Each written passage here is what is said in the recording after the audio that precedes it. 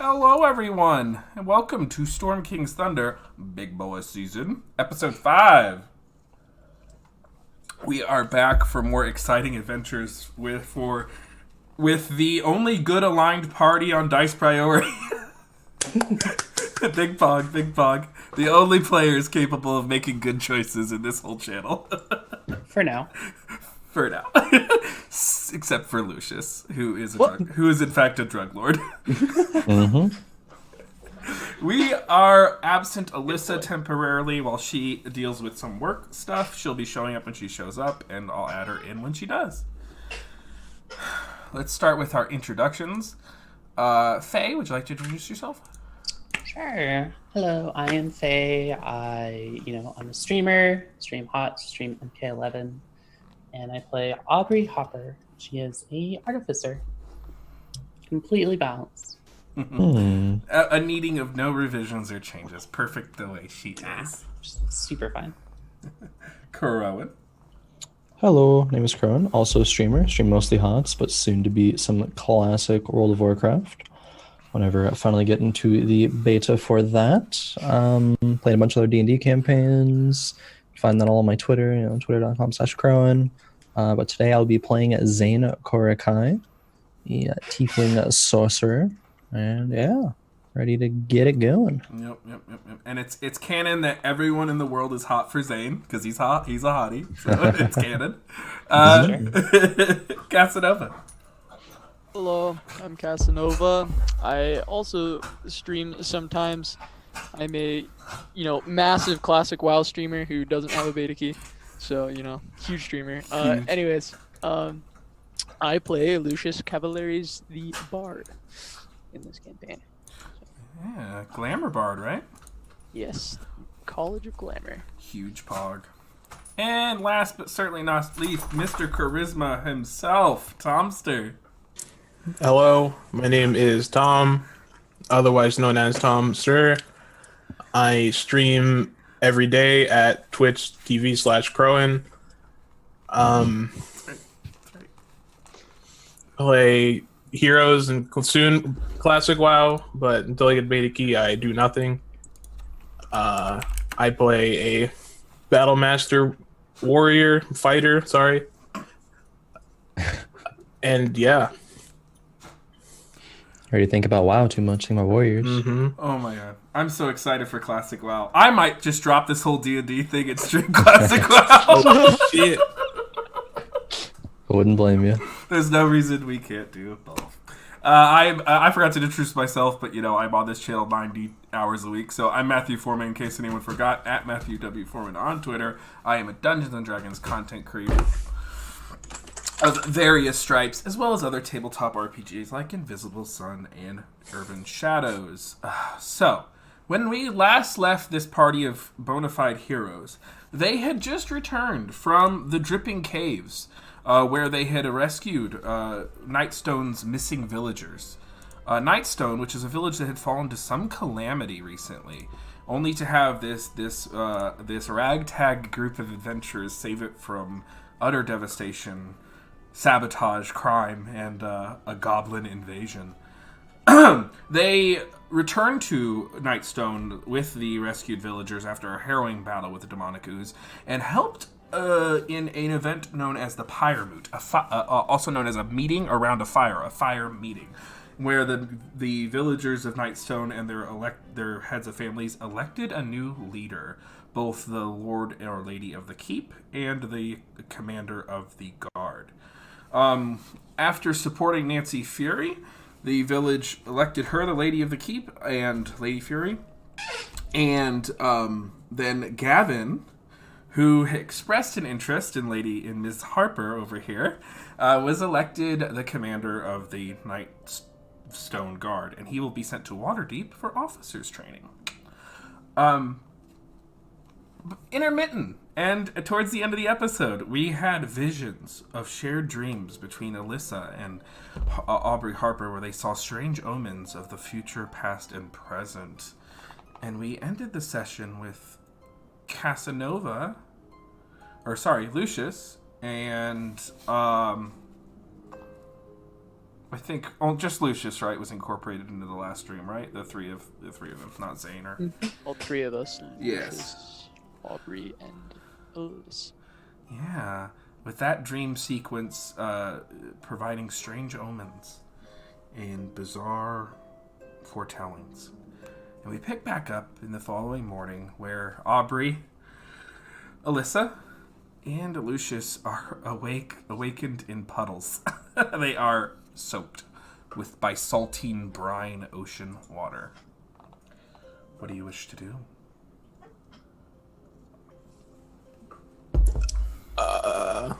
So I usually wake up first. So I see he had a especially wet dream, apparently. Did. Probably would wake up the second that dream ended, so I don't know if that's around the same time as you, but I usually wake up pretty early, so maybe a little bit before. I'm just like, I don't think the water would be on me then. oh, is it not? Okay. It's probably on me as soon as the dream ends, I would assume. Right, so we will say you are wakened up earlier than normal, and you kind of open your eyes and you see that Kaiser's is just kind of staring at you because he has just gotten up. He's awake for 5 minutes and he sees just you soaked. Yeah. Let's come through. Kaiser, this was so strange. I was in, you know how Alyssa came and talked about the dreams? Oh no, you weren't here, were you? Alyssa's been having these dreams where she has the same dream as Aubrey.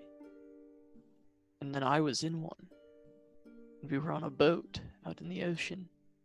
There was this giant mountain. A fist kind of crushed it all, and our boat went under the squall. And why am I soaked? What is this? I don't know if you went for a little dip or. It's salty, like the ocean. I'll leave you to, you know. You all right? Lucius is gonna get up and say, "No, I have to go see Aubrey and Alyssa." All right. I'll Walk out and go to the next room. be reading. Gonna go knock on the door. Alrighty, so you knock on the door and you hear a lone voice. Come in, from Alyssa. And so I open the door and it's just, Alyssa, this is what you spoke of, is it not? You can see her. Dreams? You can see her sitting alone in this room, and she is sitting on the edge of her bed, her hair soaked through her silvery, angelic hair. Yeah, it is. And Aubrey was there, but she's not back yet. Aubrey went with Gavin. Oh, how interesting. I think they're bumping uglies. Well, that's definitely going to be interesting, seeing as though we all woke up covered in brine. Oh no. And she kind of stands over and like skips over to you. Also, she's soaking wet. She's like, yeah. So I guess she got wet twice in one night. Okay. So. How's my Alyssa roleplay, folks? Very good. It's too good. Just it's accurate, very accurate. Yeah. What do you make of all that just happened? Well, my dreams have always been pretty weird. But they're only getting weirder.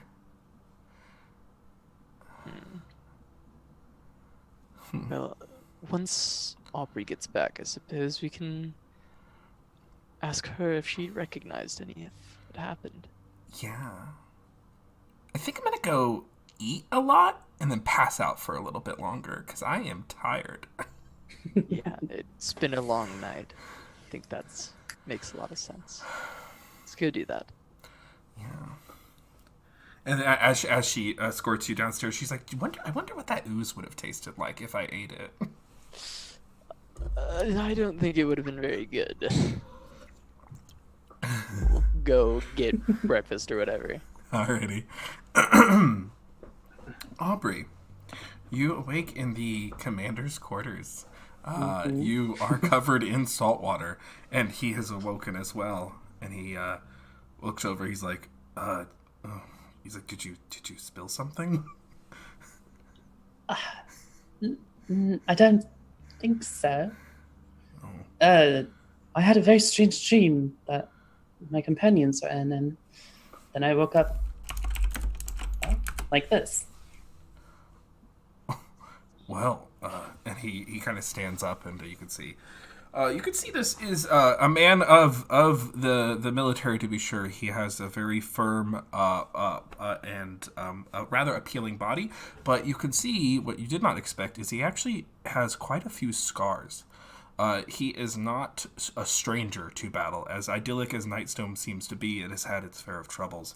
And you can see that he has a large gash along his back. You can see one across his chest that he did acquire recently. And he goes over into his linen closet and pulls out a towel for you and, wraps you in it. He's like, well, let's just get you dried off. And he just kind of does this to your head. He is an awkward man. Thank you, Gavin. I think I am going to get dressed and go find the rest of my friends and try to figure out what all this is about. Yeah. Well, I have to make preparations to travel to Waterdeep. I suppose this will be our last times we'll see each other for a while. If I were to write you a letter, where should I leave it? Where should I write it to? Well, I will be going to Tribor, so probably there. All right. I will escort you downstairs when you're ready. Okay, she'll take the towel and finish drying herself off and put her clothes back on and go downstairs with Gavin. Alrighty. Zane, what you doing? I guess Zane would wake up a bit after Lucius left. Careful, the floor's wet. Is it wet? What'd you just say? Is it wet? Why is it wet?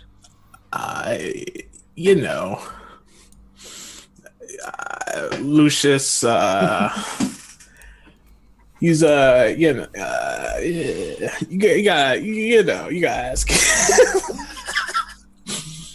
Crone's gonna scream. I swear to God. Alright. I don't remember last time if Zane had sent any letter, but Zane wants to send 2 letters.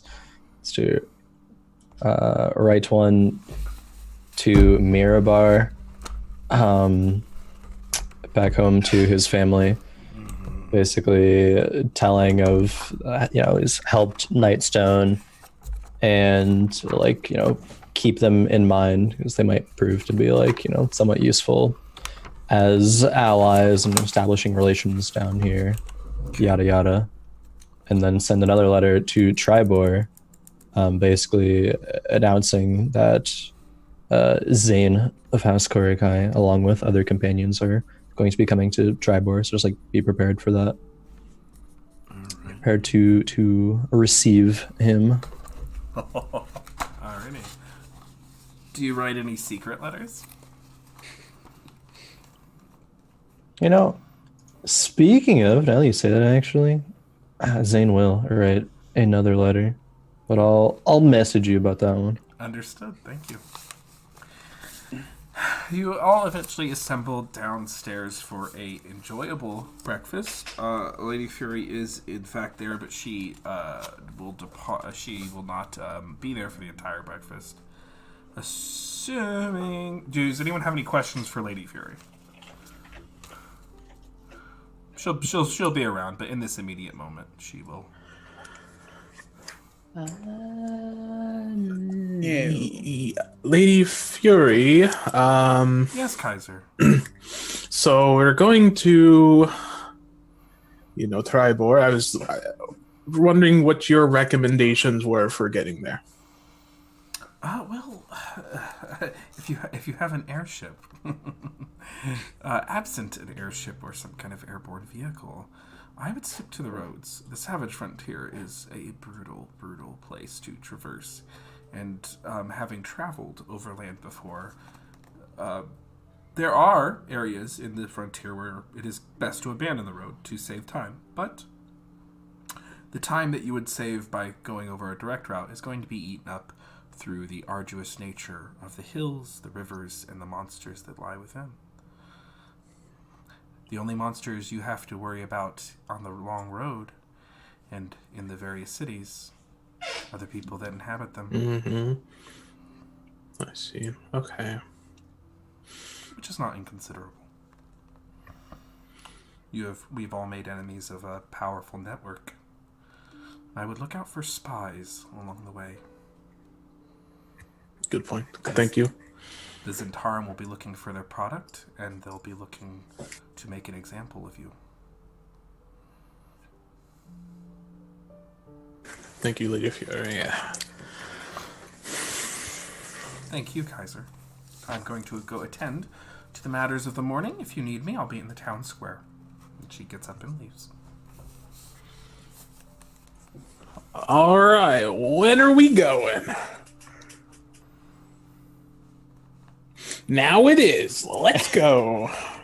Well, I presume we'll try to go as quickly as we can. But before we do that, are we is it only us at the table right now? It is, in fact, only you.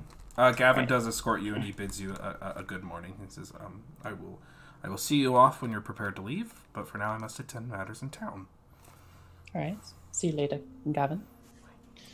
But if we are the only ones at the table, before we decide when we're going to leave, Lucius and Alyssa, the dream? Yeah. Yeah, indeed. So you both did have it. Yes, we did. It's definitely interesting. It's not a lot of things I would expect, and I don't think I know really what was going on. I did not fully understand it myself. Did you both? Well, Alyssa, it looks like you did. Did you both wake up soaking wet? She touches her still damp hair that she has not even made an attempt to dry off. Says, "Oh, I totally did.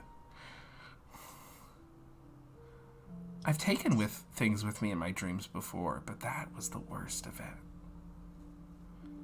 That is a new experience for me. Yeah. I was telling Lucius, I think my dreams keep getting stranger. And it did all start after I had that party in my dream. Party in your... I don't think... Yeah, she told us about it. She mentioned it. Was Aubrey there for that? Aubrey was not there for that. Oh. That was just me and Zane. Yeah. There you go. Party dream? What do you mean?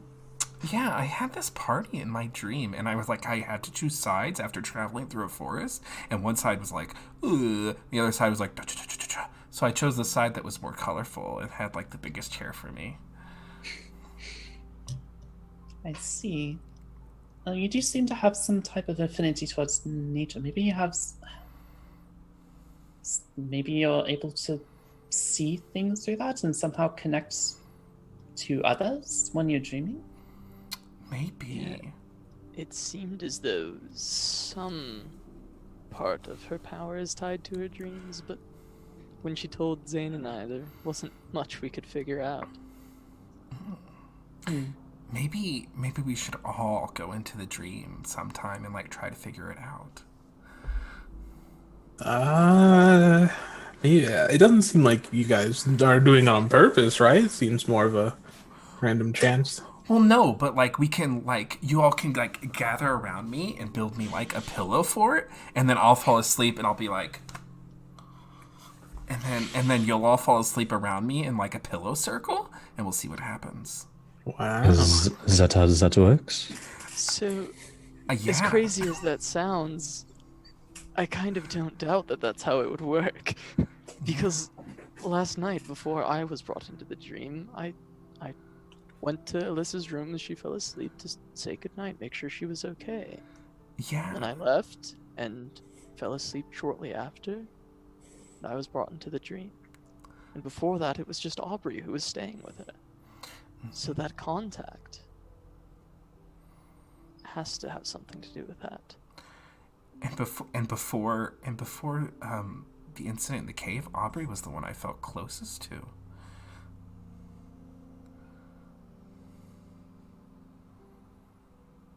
Proximity when falling asleep. Who Alyssa feels close to, so it feels like in time, if we're staying together and traveling together, then if there are more of these dreams, all of us might end up in them, or having them, or whatever is going on. Slumber parties.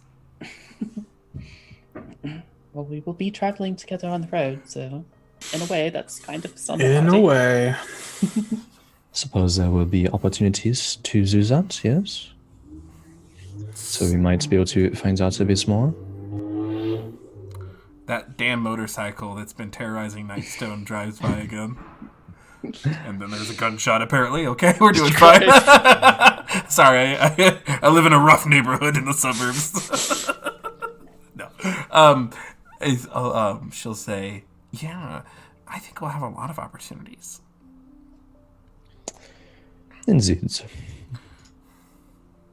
And she wrings out her hair onto the table. Should probably would recommend you do that in your room, but for next time, I suppose. She slicks it all back and wrings it out behind her. That is better, at least. I suppose we want to hit the road as Yeah. early as possible. Mm-hmm. Yes. Mm-hmm. I think so. Should aim to make a good progress. Tom's the anxious one in the group. He likes to joke, go straight to the quest. How long would it be to get to Waterdeep? To Waterdeep? Waterdeep, I fucking wrote all this out and I left it at work like an idiot. Good prep. So, you can travel, so even assuming with horses, so horses don't speed up your travel a whole ton. They speed it up some, but it assumes that you have to have these water stops, and along the road you will. So if you do not cut across the hills, so if you cut across the hills, you got 34 miles. That'll take about 2 days, roughly. If you go at a fast pace, you could do it in a little over a day. If you do the non-direct path, non-overland, it'll take you a little over two days to get back to Waterdeep. You travel about 17 to 24 miles a day without risking exhaustion. All right, cool. Well, I recommend we must probably leave soon so we could make it the journey within 2 days' time. I think we should keep to the roads, make sure we are not caught unawares while traveling. Oops, sorry.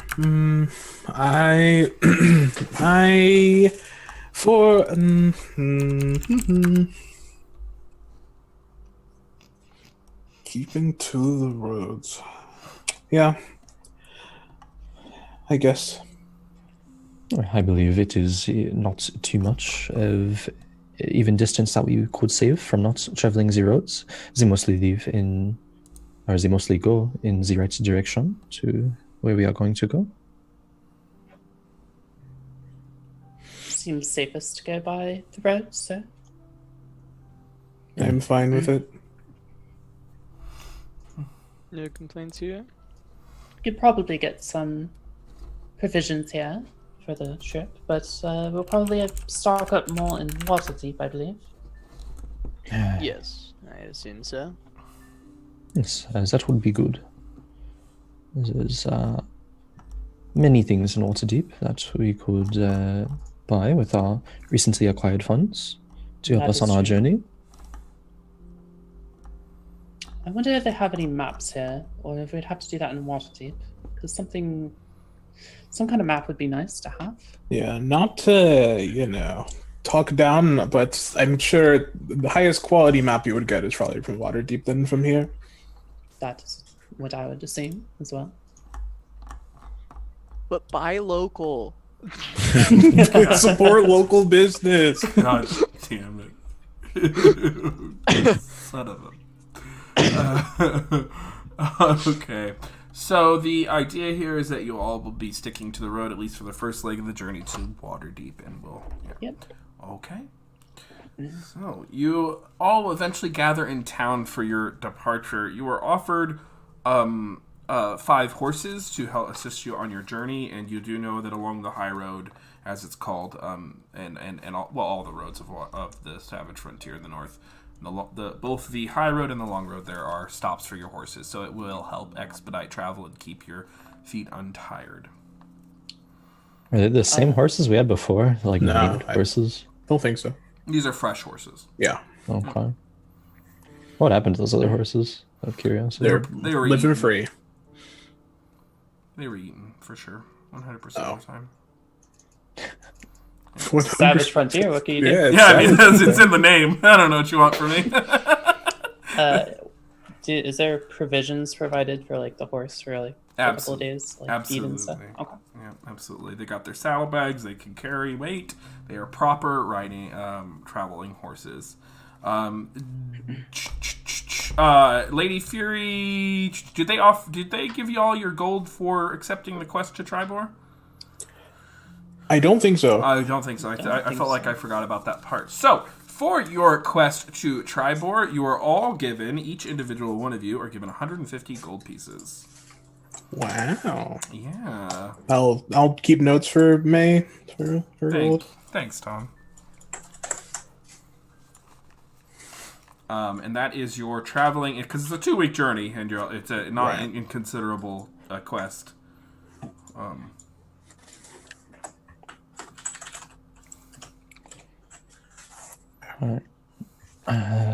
Zane will say thank you, Lady Fury, once again. Also, I have sent a letter to Mirabar on the behalf of Nightstone. She smiles. Of course you have, Kaiser. It's very lordly of you. Indeed. I've also sent ones to Tribor to tell them of our coming and to be prepared to receive us. Hopefully there will be no issues on the road. I imagine you will have several issues along the road, but I trust you'll be able to handle them. Good luck. And I have also sent word to Tribor to prepare the lady there if you're coming. Right. That is good. Thank you again, and perhaps we'll see you again as well. Alrighty. So who has the treaty? The Treaty of Nightstone and Tribor that she has given you. I think Crone has That it. would be Zane. Yeah. Alrighty. Write that baby down. That's a big part of this journey, is keeping that treaty nice, proper, and safe. I give Lady Fury another hefty handshake. She returns the favor. Never mind. I was going to say something mean to someone, but never mind. I got to just calm down. All right. Shit. So, Gavin and Lady Fury and the townspeople all give you a wonderful send-off.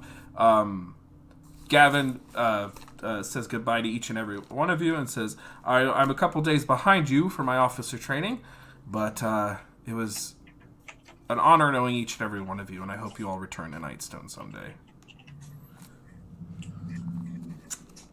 Thanks, Variant Rolls, for the raid. So, yeah. So they give you all a nice send-off and bid you farewell. You all right there, Lucius? Brother walked in with like a pine cone that was like this fucking big. Your brother did in real life? Yes. It's his imagination. I don't know what's wrong with him. Okay, Casanova's Big taking bunker. drugs in real life. It's fine. Thanks, RPG Jesus, for the follow. Big Pog, Big Pog. Okay. So, assuming you're traveling at a normal pace of 17 miles a day on these horses, just gonna move you around here a little bit. Who would like to helm the first perception check for the first leg of the journey? I say that was one. Probably I want to say Probably be Kaiser in the front, right? So 100%. We got the horses in the back. Yep. So go ahead and roll perception for the first leg of this journey. Boy, I need to get my dice out. I think it's just flat.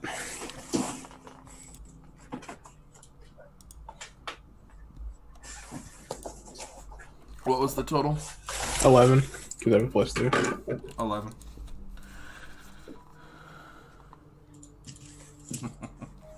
Thanks. So you do journey forward, and after about a few hours, you do look upon the road. There are some minor annoyances and nuisances that you see skirting around the edge of the road, but most of this journey is idyllic as you remember it the first time. The path towards Nightstone has been well maintained. The local color and the people that you meet along the way are pleasant, and no one seems to be trying to get the upper hand on you. You eventually arrive at the crossroads of this road to Nightstone and the high road, and finish the first day of your journey, where you can either push on and risk exhaustion into the night, or stop here for camp.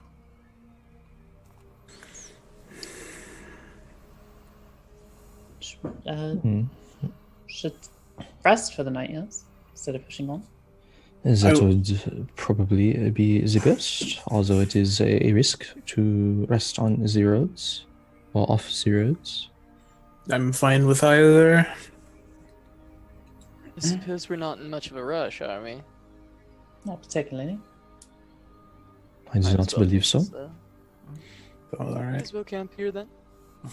As I'm sure they haven't forgotten, but as a reminder to the party and as a reminder to chat, Storm King's Thunder is very much a module where there's not a lot of time pressure. It's about the journey. So, would you like to use one of like the resting stop areas? You know, one of the leans with a pit, or would you like to kind of forge your own space? Might as well use what's here now. Like a camping spot. Sounds good. Local campground. Mm-hmm. Alrighty. Let me see if anyone is there. They are. We'll kick them out. It's ours. Yeah, murder. It's our spot now. now. It is empty when you arrive, so it is yours for the night, it would appear. That is fortunate. Let's go to sleep. I'm gonna drag this out as long as possible until Tomster has an aneurysm. That's my goal. I'm gonna get into the minutia of absolutely everything. Yeah, you want to know how to make Tom have a great? Just get a planning session, man. Yes. A session where we just plan. Yes. And then follow that with shopping. Yes! Plan. Oh, Tom will love it. Tom, we're doing it. Favorite. We're here. Oh yes. Honestly, though, for the sake of Brett, unless anyone would like to create any intimate scenes on the road to Waterdeep, you are all able to arrive at Waterdeep without incident. It's up to you. Your first night there, resting around the fire crackling, the owls hoo hoo in the night as you all gather around. Is there anything anyone would like to do? Yeah, I'll pull Aubrey aside one night that Okay. we're traveling. There's just the one night. On the second night, you'll arrive Okay. into Waterdeep. We'll arrive. All right, sure. So Aubrey, back at that cave, why did you have that large amount of razor dust? Oh, well, it was what was Centarum, I think they're called. That was the bag that they had left as an attempt to, I presume, bribe us or whatever back at Nightstone. But I took it with the intent of I'm studying it a bit. Oh, I am So a bit what of an ends? alchemist in trade, so I figured I've never studied such a drug before. I see. What did you hope to find? Yeah, just break down its components, figure what it is. Perhaps maybe find some type of way to counteract its effects. Oh, I see. No, that's quite noble. Yeah, I've seen the effects. I've seen what it can do to people. So no, that would be lovely. It's unfortunate we don't have it, isn't it? Well, sure the goblin Hawk is engorging himself on it and probably dead by Well, now from it. It was a lot, so he very well might be dead. But as anyone from Waterdeep, I am also aware of the effects of that drug. So, figured it was an attempt. It was an opportunity, perhaps, to learn about it. And No, that makes sense. I appreciate that, actually. It's very, as I said, noble of you. well, anybody from Waterdeep, I'm sure, would do what they could to rid themselves of that drug, or find a way to cure it, or anything such like that. Absolutely. Alright, good night, Aubrey. Good night. Head to bed.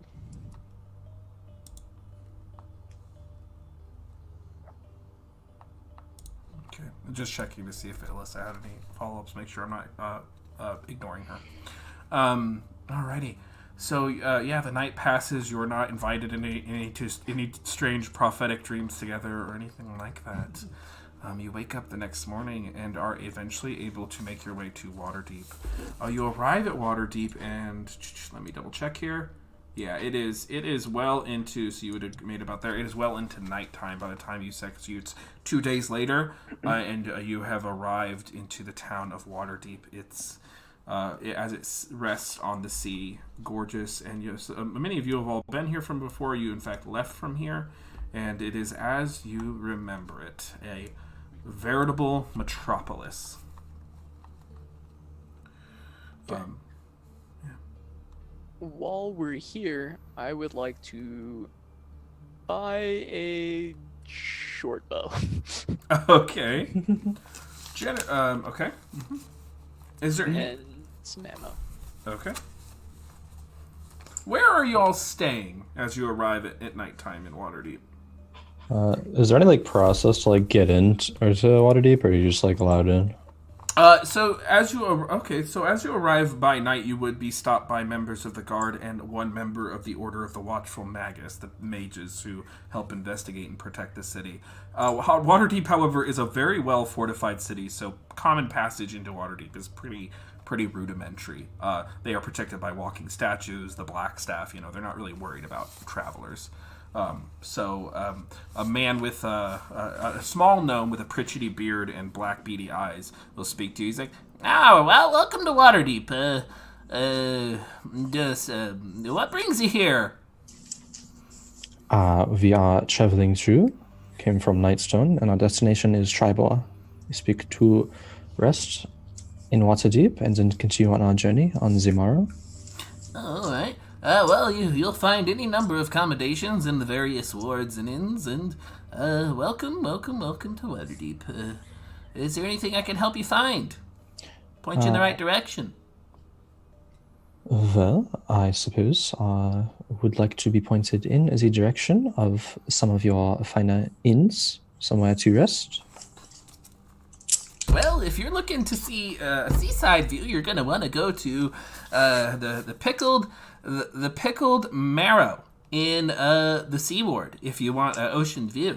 But if you are used to more of the fineries of the high parts of the city, you're going to want to venture into either the North Ward or the Castle Ward.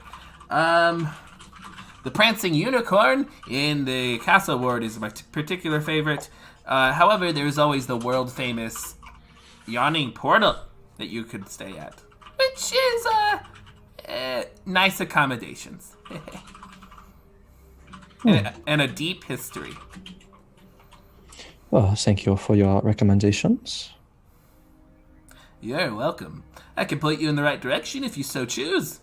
Yes, that would be wonderful. He points. He's like, "You're gonna want to take this road over and keep going west until you hit a wall. That'll go along the wall, and you will eventually arrive at the sea ward. And the pickled marrow is located there. And then he points you towards the north ward, which has the yawning portal, and then the castle ward with the prancing unicorn." Cool. Once we get into the gates or whatnot, Zane will say, do any of you have a preference? Kaiser, didn't you have a house? Yeah, I have a house. Ah, indeed you do. Yes, it'll be a bit stuffed with all of us, but maybe it could work. If it is a matter of not enough space, I will take residence in one of the inns. All right. Not to offend, I am just what I am used to. Hey, that's fine. And then I will go to my she's down by the seashore. My house. Not the sea In the ward. middle of my street. So there are two wards that occupy, I believe, at least two wards that occupy the shoreline of Waterdeep, the glorious shoreline, world over famous.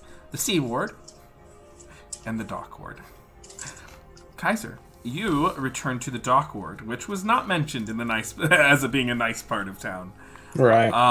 You in your home is a few blocks walk from the working docks, warehouses, and places that dot the coastline of the working sector of Waterdeep. Describe this house for us, Kaiser. It's neighborhood's not, great. It's not great, but it's cheap real estate. It's like pretty small, but it's like when you're going to college and you and your friends get a house together. It's kind of like that. But a little smaller than that, most likely. It's pretty just bland all over, as you could probably imagine. Yeah. And tell us about the people who live there. So if they're there, there are some people who live there. Since it's from an orphanage, there are some people who have since left the orphanage who I have invited to live there as they, stand on their own feet. So I let them, live there and just build up, capital. Alrighty. So it's like you all approach the house. Do you just enter? Do you knock? I'll knock. Yeah. All right. Just make sure. You hear this there's this dum dum dum dum going from on the inside. There seems to be some kind of music playing. Oh fuck! And they open the door. Hey, Kaiser! What up? How many people are in this fucking house? 14. In plain view, and you can see there are wine goblets. There is what seems to be an accompaniment of halfling bards playing in a corner. They are playing with an interesting version of modern rock music, using magic to project to the sounds of a bass guitar. Bro, welcome back! And he gives you a big hug. Goes in. Mm-hmm. Yeah. So, what's the party for? Never really needed a reason. Just thought we'd throw one. You didn't. All right. Well. Kaiser, you were never much of a partier back. Yeah. Never was. Not M. It's. Do I see people I recognize as well? Is this the... Yeah, who do I recognize in here, actually? So the man greeting you is one of the other orphans. Okay. Yeah. He is one of the bros from the orphanage. And you recognize a few other figures as well from your past. Yeah. is this Emmett in front of me? This dumbass. Yeah. Of course it is. Emmett. Did y'all bring ale and brewskis? Come on in. Where's your sister, Emmett? She's around. Well, Can I insight check him? She's definitely not around. She's not around. Roll insight. 17. Yeah, he's lying. She's not here. Like, Well, I mean, she might have stepped out to like run an errand, you know, and yeah. But who are your friends? Come in. Emmett, long time no see. Wish Lelis was around, but unfortunate now, isn't it? Yeah, what's up, Lucius? You looking good, bro? Yeah. Of course, Emmett. He gives you a very welcoming hug. If that's okay. Yeah. so this is Emmett Conrad. He has lived at the orphanage with us when we were there. And he's throwing a party in my house. Yeah. We're all just a couple of swell orphans, family eaten by dragon and such. Come in. And he goes to shake your hand, Aubrey. He's like, I'm Emmett. Oh, I'm Aubrey. Oh. It's anything to drink. Oh, of course. We got wine, we got goblets, we got ale, we got a keg. One of the dwarves from the docks brought a keg. So I'll lean over to Zane and I'll say, so Emmett is what we call the worst. It's Yes, actually, now that I know where you live, I will probably now go off to I don't blame you. I don't blame you. Pickled Marrow, and I will return in the morning for when we convene and we can continue on our journey. Sounds good. Where are you going? It's over here, bro. Yes, greetings. I am just stopping by. You are friends of Kaiser. Nice to meet you. I am Zane Korakai. It's an honor. And he goes and gives you a big goes in to give you a bro hug. It sounds like super uncomfortable with this. Oh, you're not gonna stick around for a party? We got music. We got food. Unfortunately, I am not. It looks like you are having quite the extraordinary time here, but I will be off now.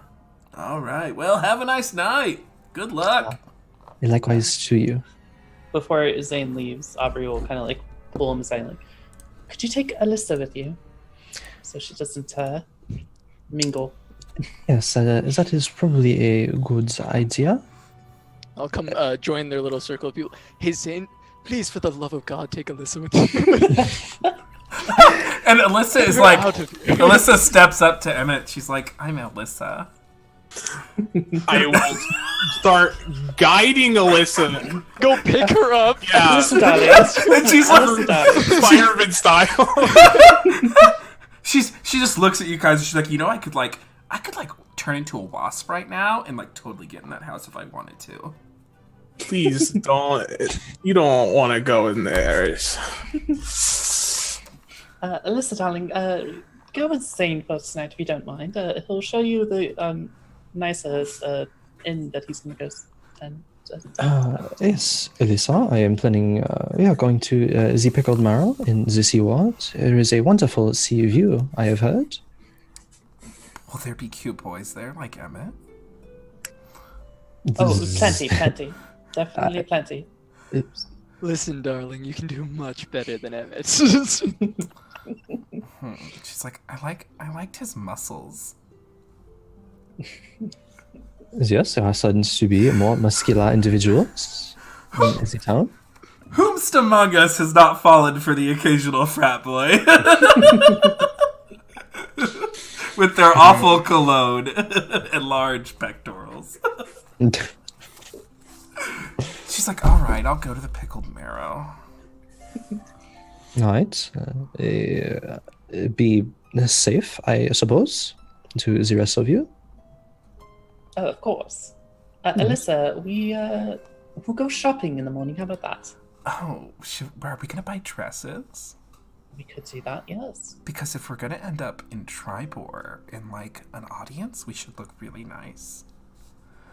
That's a good idea, yes. We will go shopping for something nice. Some dress. Okay, I'm off to the pickled marrow. And she's like, bye, Emmett. And Emmett's like, later. Emmett, she's 15. Well, I was just being friendly, bro. Alright, we will return in the morning to here. Christ. Or Let's would you like meet to... you. Alright. I'm regretting my choices. Let's meet you at the pickled barrow. We'll find our way there. Alright. Zane will give directions that he received. Visage of shame and regret on Matt's face. All right, poor choices. That creeping feeling. D&D is a game about choices. I've chosen wrong, and I've punished myself. Okay. Yes. We will order breakfast for you in the morning for when you arrive. Yes, thank you. Alright. Until tomorrow, I bid you farewell. Bonsoir. Have a good night. Then Aubrey's gonna go get herself a drink. Listen, if I see you at this party, I'm gonna put that armor back on you. Strip her of her powers. Y'all need like a metal armor net to throw on Alyssa. Just like falls on her, like an Iron Band of Billow. Okay, so Zane and Alyssa, you all will arrive at the pickled marrow. Let me check. Actually, hold on. Unmolested by violence. And then Aubrey, Kaiser, and Lucius, you are escorted in by Emmett, who, despite his visage, is not a terrible frat bro. He's not a terrible person. He's not a bad dude. He's just, well, he's Emmett. He's the worst. He's the worst, but he's not actually problematic. He's just no. So he puts his arms around both of his bros, and he's just like, "So what have y'all been up to? You've been gone like a week." Yeah. We went to go see Nightstone. You know Nightstone, right, Emmett? I think I heard of it. It's a town that like has a rock. Good enough. You're right. We're back from that. We're going to leave tomorrow, but thought should drop by and say, hello. What'd you do when you were in Nightstone? Just normal stuff. Normal stuff. All right. Well, we're getting along good here. We're doing good here. And he points off to a crowd that when they see you, they're like, "Hey!" And who are these people that we see in this crowd?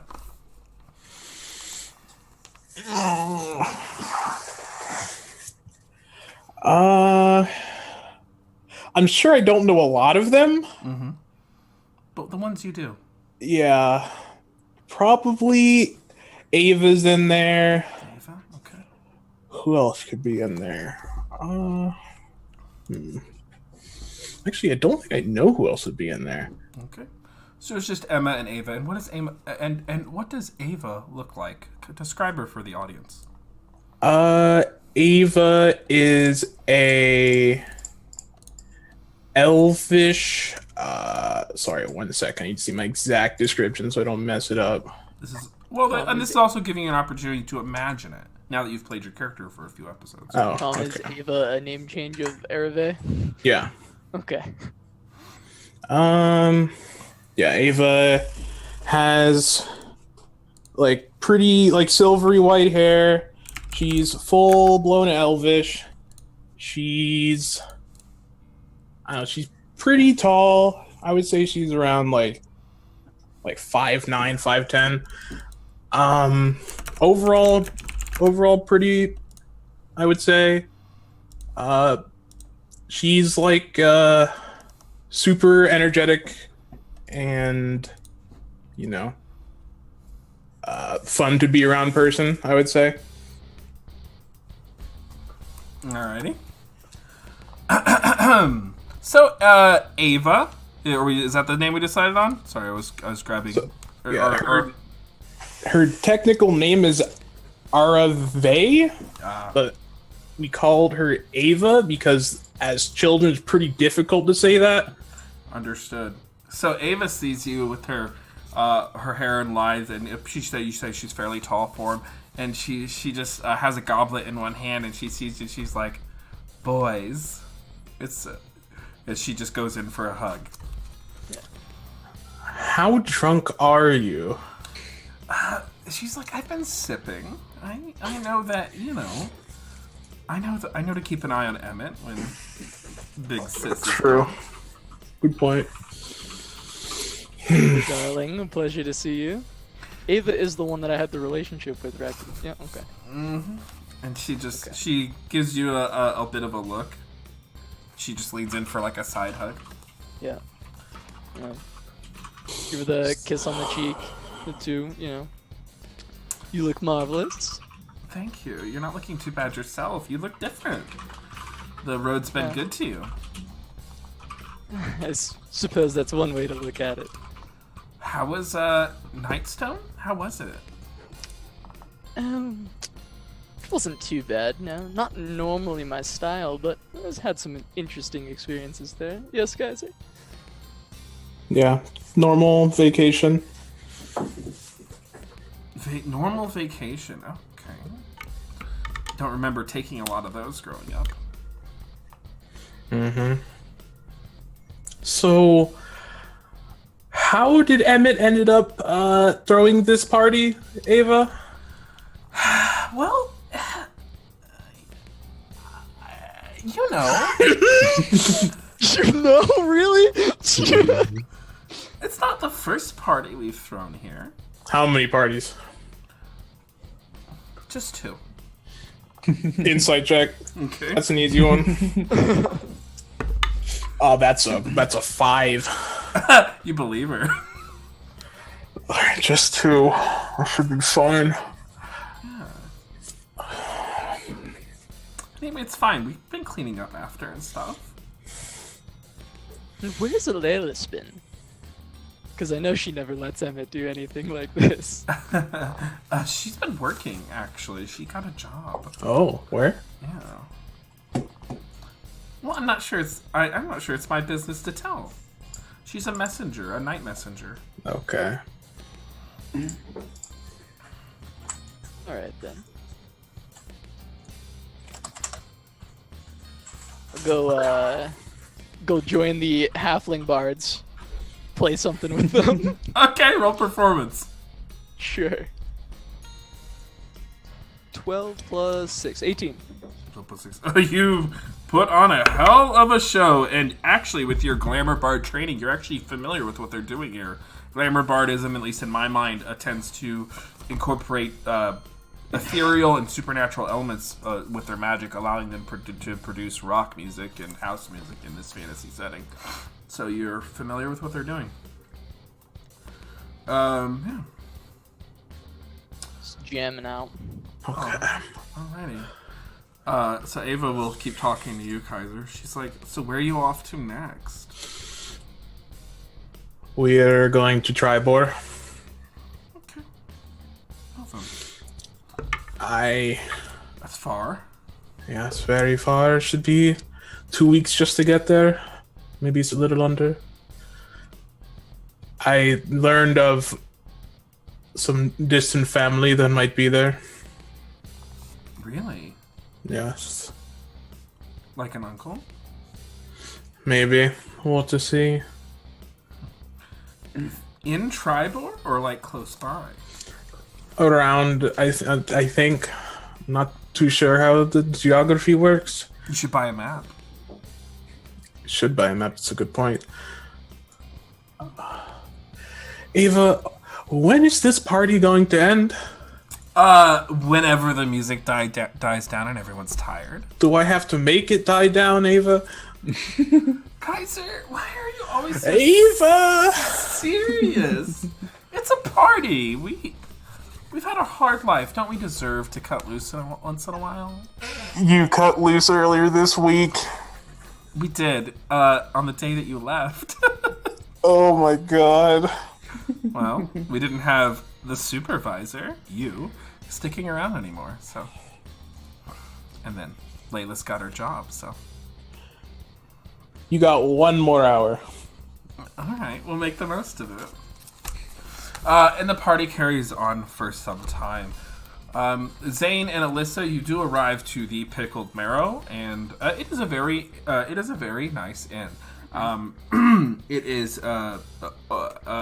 colored with oceanic styles of coral and turquoise and sea greens and all the likes. It's a beautiful inn, and you're able to acquire a room without difficulty. Is there anything you wish to do? Anyone in any of their locations? Zayn will want to purchase 2 rooms, one for himself and one for Alyssa. She's like, we're not gonna have a slumber party? It is customary, probably, to get separate rooms, but if you insist, I suppose, we can acquire a sort of suite with multiple beds in the same room. I will inquire as to this. Yeah, let's do that so we can, like, talk and gossip all night. We must save some time for sleeping, as we are to wake up early tomorrow, acquire our provisions, and then set off on the road again. But perhaps for some of the night. Yeah. So, 2 beds, 1 room. Sounds great. Yeah, okay. That is fine. All right. And then Lucius, Aubrey, Kaiser? Anything you'd like to... Meanwhile, at the party, ladies and gentlemen, Wonderwall. Christ. Aubrey just drink and have a good time, clapping along to whatever Lucy's playing. Yeah, Wonderwall, of course. Yeah, clapping along to Clapping along Wonderwall. to Wonderwall. Today is gonna be the day that I'm gonna throw it back to you. Oh, Christ. The night is uneventful and you all pass through. If you would like to... and you wake in the city of Waterdeep. Alright. So, is there any shopping or anything anyone would like to try to buy? You, Lucius, you can buy a short bow if you'd like. There are magic items galore available in this city if anyone would like to try to haggle for one or what have you. Yeah, I want to... Before Lucius... Wait, did you already buy it? I wanna go take a look for magic items first. We can do that, but if I don't find anything, I'm gonna buy a short bow. I'm just gonna give you my short bow. Oh, you have a short. Yeah, Okay. I have one that I can just give you. I'll just take your short bow. Do you have like arrows? I have are you 20. doing ammunition and stuff, Matt. That's something we're keeping track of. We don't. I don't give a shit. Neither should you. Alright, So I was hoping not. But this is not an apocalypse setting. I feel like it's probably easy enough to find arrows. Correct. Yeah. Yep. If we ever get into a more survivally portion of the game, we'll address that when it comes to it. Sure. Yeah. One thing y'all should at least have some concern of: have enough trail rations for your journey. Okay. Be sure to mark that down. And then so you venture into the city of Waterdeep for a little bit of a shopping, just a little shopping, Tom. Just a little bit. Just little a little shopperoo. There are various items, bazaars, and markets to address. There's not a single one. I'm not creating you all a Gilmore this time around. What is it that people would like to attempt to try to buy? Does anyone have an item in mind, or would they like me to pepper a few? Map. Okay, you're able to find a map for one. We'll say 5 gold. Cool. Zane will purchase one. All right. You now have a map. Look at roll 20. Yeah. Pug! Oh my Hell god, yeah. Matt, did you do this yourself? I did. I drew this. wow. I'm actually a Oh, cartographer. Beautiful. That's crazy. We'll unlock Wow. the DLC. Chat, look at that. It's been sitting there the whole So time. detailed. Yeah, so you have access to those. Some of these markers, I don't know why they did it this way, but some of these markers are not on here, like Groot Hag, various others. But for the most part, the markers you see are the markers you get. Okay. Um, As far as magic items, I Lucius would would like- like to peruse. yeah, I'd like both, ornaments and, general I'm magic. going to the mall. Weapons or armor first? Armor first. Armor first. All right. So one of the shopkeepers is a kind of squirrely Goliath. They seem to be a craftsman of sorts, a forger, if you will. And you come by his blacksmithy in search of armor. And what do you say, Kaiser? Since I know how much you love shopping. Do you have any armor for sale? Yeah, it's a snifty. As we look at the wall of armor sprawled out in front of us, everywhere you look. Which ones are magic? Oh, magic ones? I got some of those. I got ones that will help you resist various types of damages. I got your acid resistance. I got your fire resistance. The other ones. The other ones? Okay. Yeah, So what type of armor would these be? Well, what kind you wear? Currently, I have... I got some chainmail enchanted, and I've also got some plate mail. You've plate mail, okay. Yeah. How much would a plate mail be? Just baseline? Ooh, plate mail. I believe it's 800 gold pieces. I think it's 800 or 900. Yeah. Baseline is 800 gold.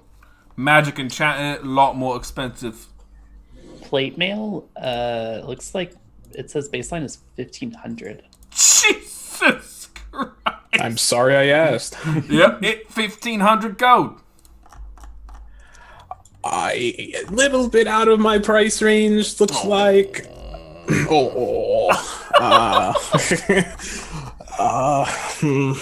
Ain't that sad for you? How about the magic chainmail? Yeah, magic chainmail's, how about, well, let me put it this way. Alright. I might be able to get you a little something in terms of magic chainmail. Maybe, well, okay, right. I think I got something. I think I got something for you. Alright. And he goes over and he pulls out this chainmail from he opens up a chest and he pulls out from this behind this black thing. He pulls out. You can see this chainmail is very, very well made. And as he approaches in the light of day, you can see it kind of glow and it kind of shrink under the sunlight. He says, well, I was trying a new enchantment. You see? Okay, the thing is, I was trying a new enchantment, right? But I think something went wrong with it. Alright. Yeah. But it's magical chainmail. But as you can see, and he kind of holds it up in light, and as the light hits it, it creates a very bright glow, and your eyes ring back a little bit. It's gonna be a little harder to wear in the daytime, unfortunately. Makes sense. Yep. But it does real good at night, it does. How much? Oh, well, technically it got a default. I will give it to you for 550 gold. I can't wear it for most of the day. It shouldn't be 500. But at night it does really good in the darkness. Yeah, but I'm sleeping at night. It's all I got. It's all you got. So since you can only use it for half the day, could we maybe get it at half off? This is half off. Normal enchanted chainmail runs for 1100 gold. I see. So what it does, okay, so when you're in the darkness, right, and it's not just at night, so like if you're in a shadow or something, so as long as you're not in direct sunlight or bright light, like you do, so, okay, if you're in sunlight or if you're in bright light, you're gonna have trouble seeing. Right. But But Yeah. when you when you're in the dim light or the darkness, it's gonna be real hard to see ya. real hard to see. How much do you say? 550? Yep. So while in a bright light, so it basically, so while in bright light or in direct sunlight, you have disadvantage on perception checks and disadvantage on attack rolls. And the opposite? While in dim light or darkness, you have advantage, so it cancels out any kind of armor or anything. Advantage on stealth checks, and can go invisible once per dawn.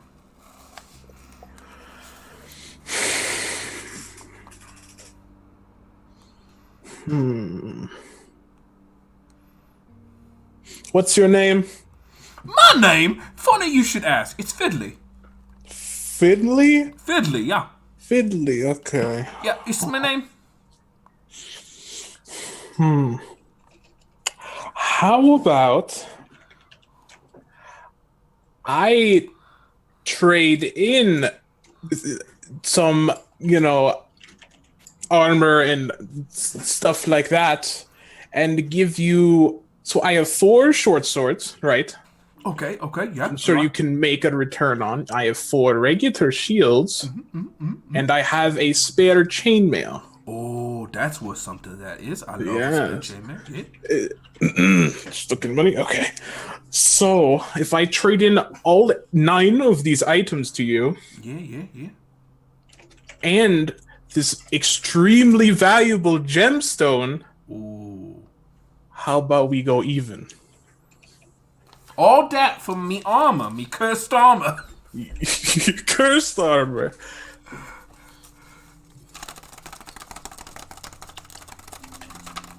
Yeah, all right. You have yourself a deal. Perhaps, not to, take a shot at someone else's work, but if you're selling something that doesn't seem to work very well during the day, is that guild sanctioned? They wouldn't want you selling inferior products at a high price, would they? But it worked real good at night. Yes. Yes, you say that, but the fact that it doesn't work during the day... The darkness itself clean around you. And every once in a while, if you do this... Okay, so here's what I do in the armor. Okay, what do you do? I'm like, oh, and then no one can see me. For like an hour. Okay, wait a minute. My confidence in you is getting a little low here. What? So can I test this before I purchase this? Yeah. Okay. Yeah. I'll try and hold my hands out for the armor. All right. He puts it on you, and you can see he's a friendly guy, and he puts it on the armor, and you attune to it. It takes an hour to attune to the item. Shit. Yeah, it's cursed also, so you won't be able to get it off without removed curse. Just so you know. Okay, that's a good sign.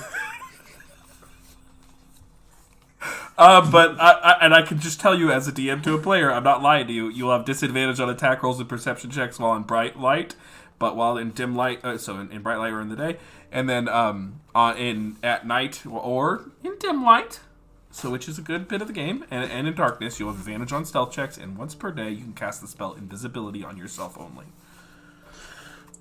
Okay. Did he mention that it was cursed?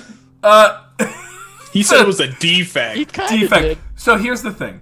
In my world, in the way I work it, any item which has an inherent defect is by definition cursed. That's the way I envision it. Okay. It doesn't mean that it's like malevolent. It's just that there's something wrong with this item, and that the attunement therefore is a little fucked as well. And he did say it was cursed armor. Okay. Yeah. Definitely did say that. Okay, well, when he says it's a cursed armor, I don't know if it's cursed, okay? I don't know if he's a magic man, knows what actual cursed is. Yeah. Yo, I got that, 15 passive insight. He said it was cursed. I was like, yeah, it's cursed. Yeah, man. he's very honest too. He's honest with his trade, but he's just trying to find something that's in your price range, is all. All right, well, I guess I have it. Here you go. Here's what I promised you. thanks, and he takes it all. Enjoy the armor. I'll put it on D&D Beyond later. Okay. Aesthetically, does it like look good? It actually is. So it has this kind of chitinous and layered design, and has these kind of broad, dark shoulders that kind of flick up, almost like prominent, not wings, but prominent, sharp shoulders. This is an armor of a distinct dark elf make. All right. Does this come with sunglasses? Sunglasses can't help you, boss. All right, worth a try. So when you put it on, you could just feel this sunlight sensitivity kind of set in, and you're just like, oh, fuck me, I'm blind as shit. All right, where to next, guys? Guys? Just kind of look at him like, what's? Are you sure that was the? You know what? No, it's okay. It looks good. Looks great. All right. Aubrey's just like shaking her head, like, let's go have a look at some of the other shops, I suppose. All right. I'm gonna What go looking for not weapons, not armor, but like other magic items. wondrous items? Okay. What was that shop's name, by the way? Fuck if I know. Finley. It's Finley's. That's what's the name of the shop. Finley's okay. Finish. Because Aubrey is never going back there. So what I will say, Thomas. for wondrous items, there is a bag of holding on sale. There is, let's see here. You might be able to find a cloak of protection. Those are all things that are on sale. Oh yeah, we have. We have what? Can I help you? Sorry, continue. No, you're fine. You're fine. Did you actually have some? We have what? No, I was just saying we have a scroll that I need to get identified. I forgot about it. Okay. I believe. Could identify it if you need it. Oh, also I have golden pepper and salt shakers. Don't know if they're magical, but who not. knows? They're Not worth not. a try. I don't believe those to be magical, but those are They'll very go great nice. in the kitchen. Yeah, they'll go great in my kid. You're not wrong. I'll leave them there. That's a good point. All right, I'll hand you the scroll as we're kind of perusing the shop. All right. Alright, how much for this bag of holding? Bag of holding will run you 150 gold pieces. How much for the cloak?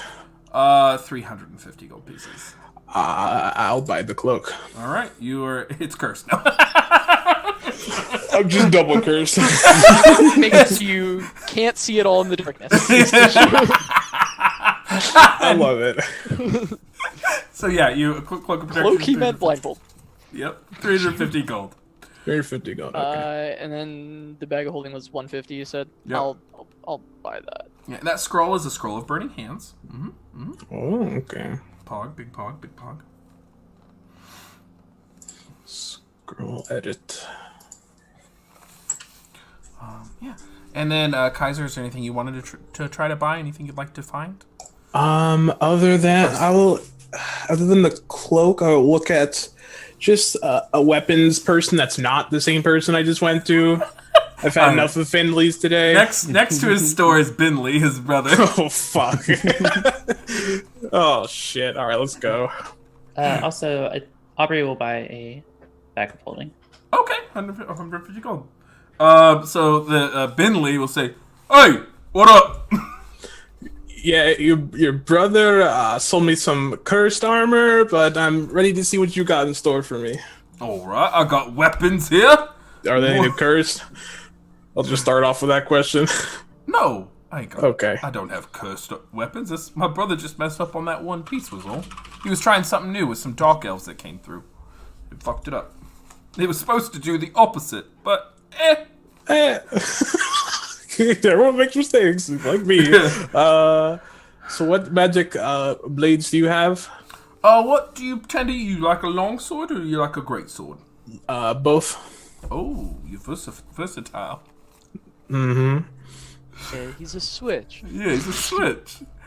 Oh, and he's gonna look around. He's like, well, not a whole lot. I just got this little baby, and he pulls out a long sword. Shh. It glows in the moonlight. Like that book, Lord of the Circles. I don't know. Okay. What is that? Do Binley? Is that what your name was? Well, in the darkness, it glows.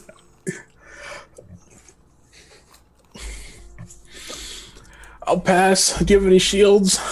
Alrighty. I feel like that would work really well with your armor. Yeah, really well, actually. Hello, and then you can't see. No, I can't see. Believe I it. think you should buy it. It sounds great.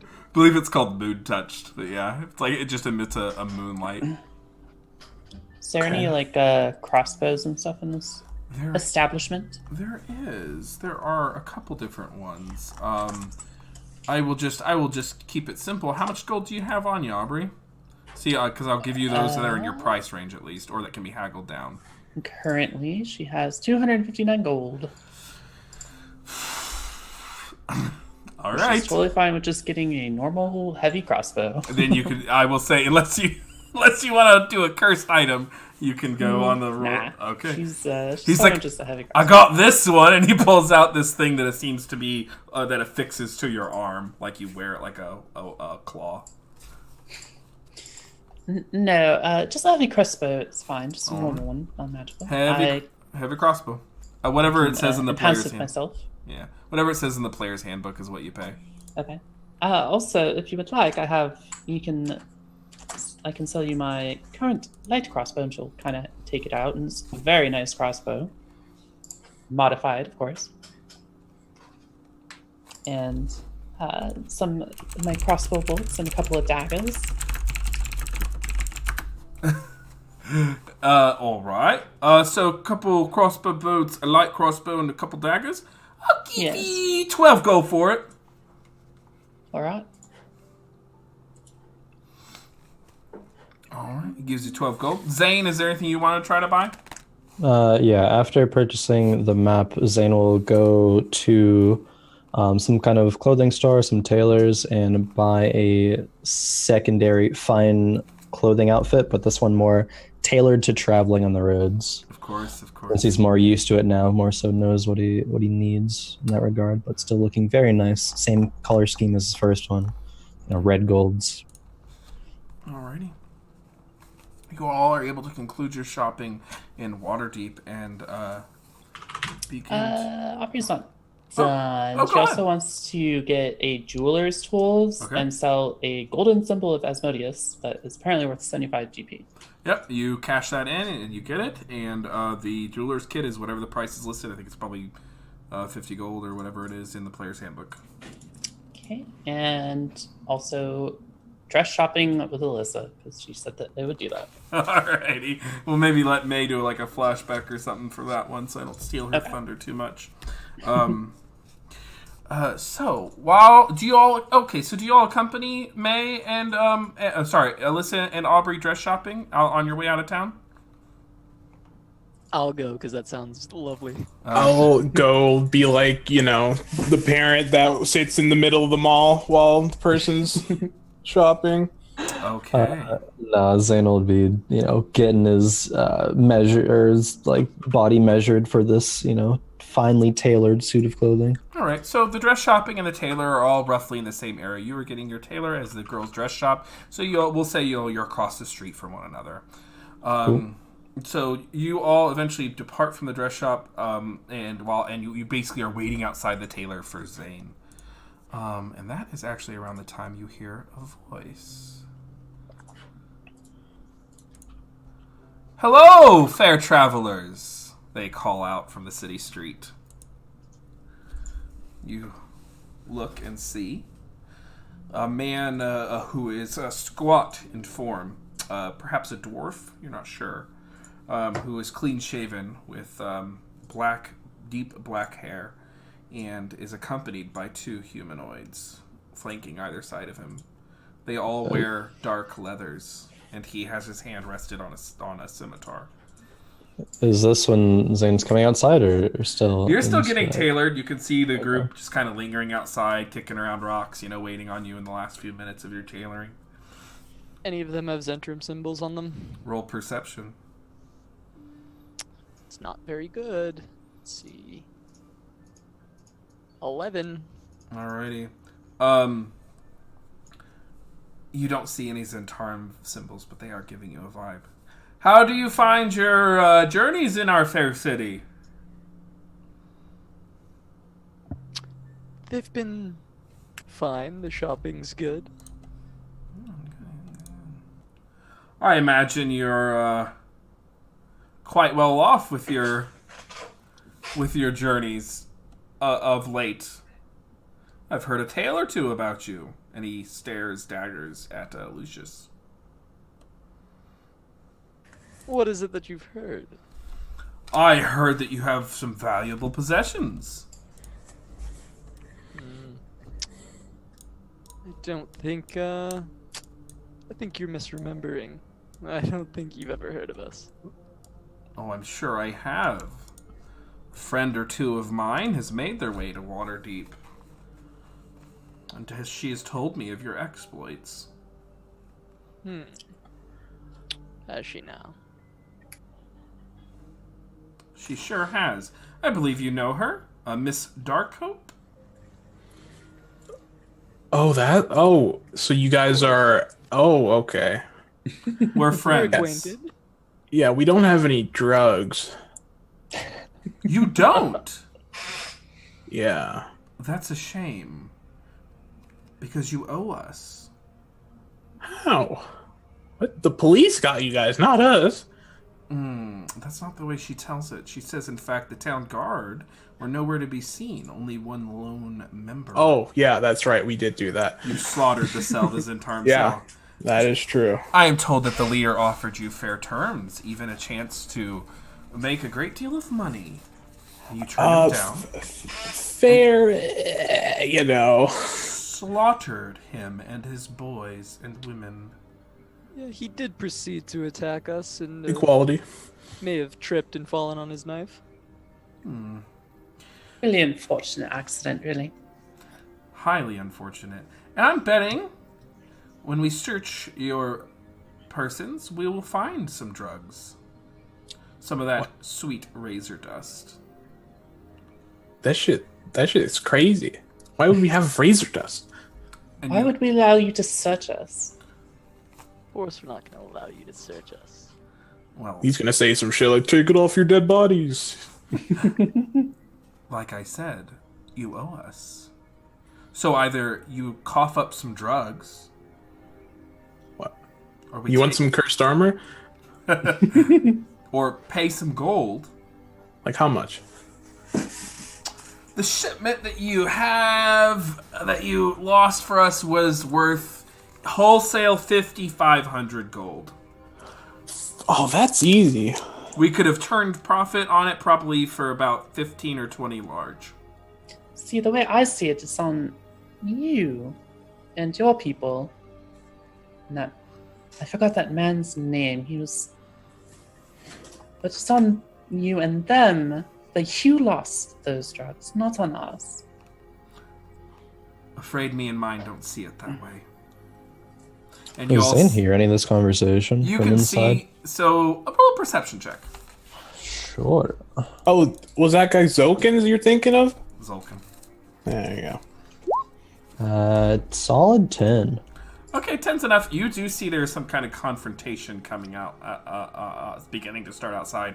And Zane, what you see, and anyone with passive perception above 13 or above, you notice that behind you another group has formed. You seem to be flanked in this road. So, 5,500 large, but I'm reasonable. Let's take a down payment of 10%. And then you can start making installments on interest. 10%. 550 gold Oh, that's 10% to leave here with your life. for life. Sorry, was that enough to like hear the conversation, or just know that there's like an altercation going on outside? You step forward, kind of as you're getting tailored, and you can hear mumbling through the glass. You do hear that part. Okay, upon hearing that part, Zane will tail to the tailor. He's like making his like final adjustments. Like, one moment, I will return. Something seems to be happening outside. We're not done. I haven't got the end scene yet. That's the most important part. Yes, I will be back momentarily, and we will finish it. Must attend to this. It seems as though something is transpiring outside. One moment, I will pay you very well for your time. He sets his measuring tape on across his arms, and he just sits at the bay window. And how many are there? There's 3 in front of us and 3 behind? Yes. You do see behind, you see that... So there are 3 in front of you and 3 behind. You do see that one of the people behind who is being guarded by 2 members of the Zentarum is a robed figure. Oh, it's the Dark Hope. Zane will step outside, like open the door, and address the people who are talking at first, and say, "Good morning, gentlemen. How might we help you? What is the meaning of this?" The shorter, squat man with the 2 scimitars and a crossbow looks at you. Says, "Oh, we're just attending to some business, some debts you and yours owe us." Some debts? Pray tell, what might these debts be? You took off with some products. Sabotaged one of our supply lines in Nightstone. Big, hefty sum. Well, we did no such thing. They were attempting to make illegal deals. And when we said no to that, then they grew angry and attacked. Yeah. You made the mistake of saying no. Turning down perfectly good business. Perfectly good business is not illegal business. Perfectly good business, illegal business is our perfectly good business. Makes sense. I suppose we have different definitions of what perfectly good is. So, coming to terms with it, y'all better start coughing up some gold, coughing up some drugs. And Can we talk about it? We have talked about it. Okay, no, I mean like the group, make a group consensus. Roll persuasion, Tom. Alright. I have a -2. We'll see how it goes. You got this. Easy. I'm basically Faker. You're actually Faker. Actually You're Faker. Actually going off. Holy shit, Bog. He just looks at you. He like, yeah, sure, why not? And he takes it one step. That's fair. Steps back. He will basically allow you all to mumble and whisper among yourselves. So, I have this armor on me. Yes, perhaps you should not purchase that armor, but... Yeah, okay, so none of you stopped me, to be fair. No, you are going to make the purchases as you want. There are not going to be some criminals stopping us in the Then streets. don't tell me it was a bad idea if you're not going to stop me. You're a grown man. You're allowed to make your choices. That's right. I can try something if you're ready to run. Yeah, you're going to tell these criminals to leave us alone, or they will face many consequences for their actions here. I can't even believe we are being harassed like this in the middle of Waterdeep. Well, it is Waterdeep. That's true. I suppose Good so. point. It is Waterdeep. I'm not familiar with this town, but I know that something like this would not stand in Mirabar. Yeah, but Waterdeep is most certainly not Mirabar. Well, they will learn what the wrath of the Korakaiser Mirabar can do to them. So are you suggesting that we fight? I'm Suggesting that it would be very wise for them not to fight, or not Let's to try to something. apprehend. Get ready to move.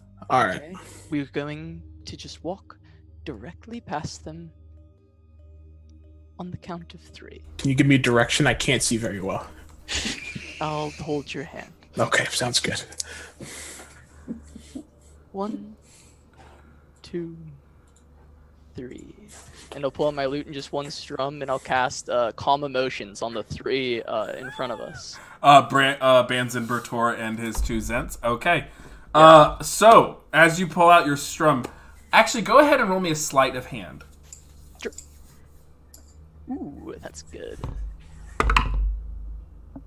18. He does not see you go for your loot. You are all huddled around. Okay. Here's what we're gonna do. Everyone roll initiative. Okay. And we'll resolve the calm emotions.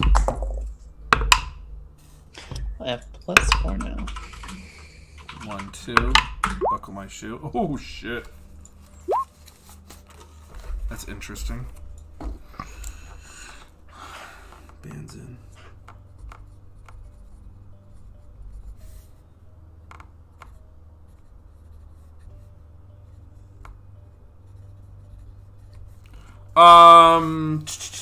One second. Huckster. Okay. They are, almost all of them are rolling like shit.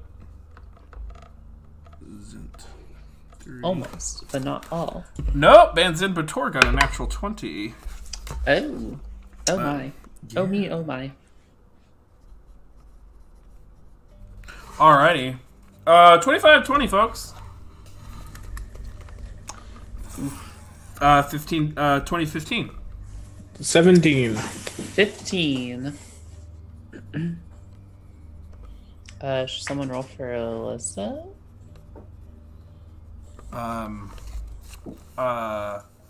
Yeah. Does someone want to Jaeger her? I kind of forgot. I could Jaeger her if you all want to. There you go. You got it. Okay. Oh, Alyssa. Shit.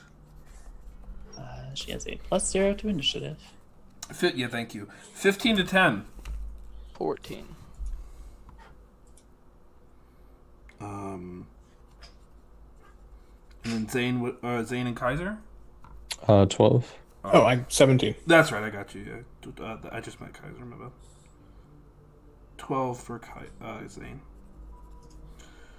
Alrighty, so they will roll charisma saving throws first to start this whole thing off. Right. Zent 1 fails. Zent 2 fails with a natural 1. Holy shit, switching my dice.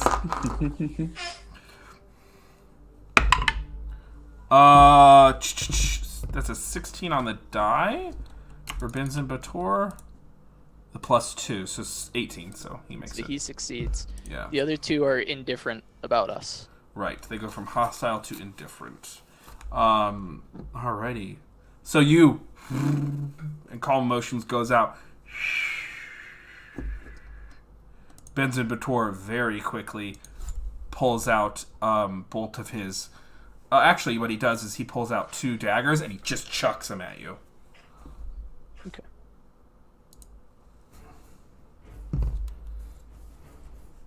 He takes a step forward. Yeah. So he just, from his belt, flicks his wrist at you. 2 daggers go flying out. I need to have their sheets up. I believe that will hit, but let me double check. Yeah, 24 on the first. Definitely hits. Yeah. And then 13 on the second. 13 misses. All right. So you are going to take 5 points of piercing damage from the first dagger that digs into your shoulder, and then he steps up to you, Kaiser, and takes a swipe at you. All right. Misses. He has he misses 11. He's blinded by the sheer light of my chest plate. That's right. You're cursed. Kaiser, it's your turn. You are blind as shit, my man. Yep, I'm blind as fuck. Yeah, I should probably get this decursed after this. Thank you, Dad Bod D&D, for rating. That's awesome. Sweet. Yeah, I'll just Love me. I love me a Dad Bod, folks. right. I'll say something along the lines of like I'll I'll body this side if we're going to fight. If we're going to run, I'm ready to go. And then I'll move to here.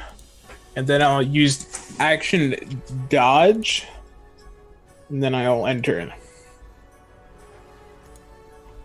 Okay, action to dodge. Yeah. Interesting. Okay. You're to end your turn there? Yes.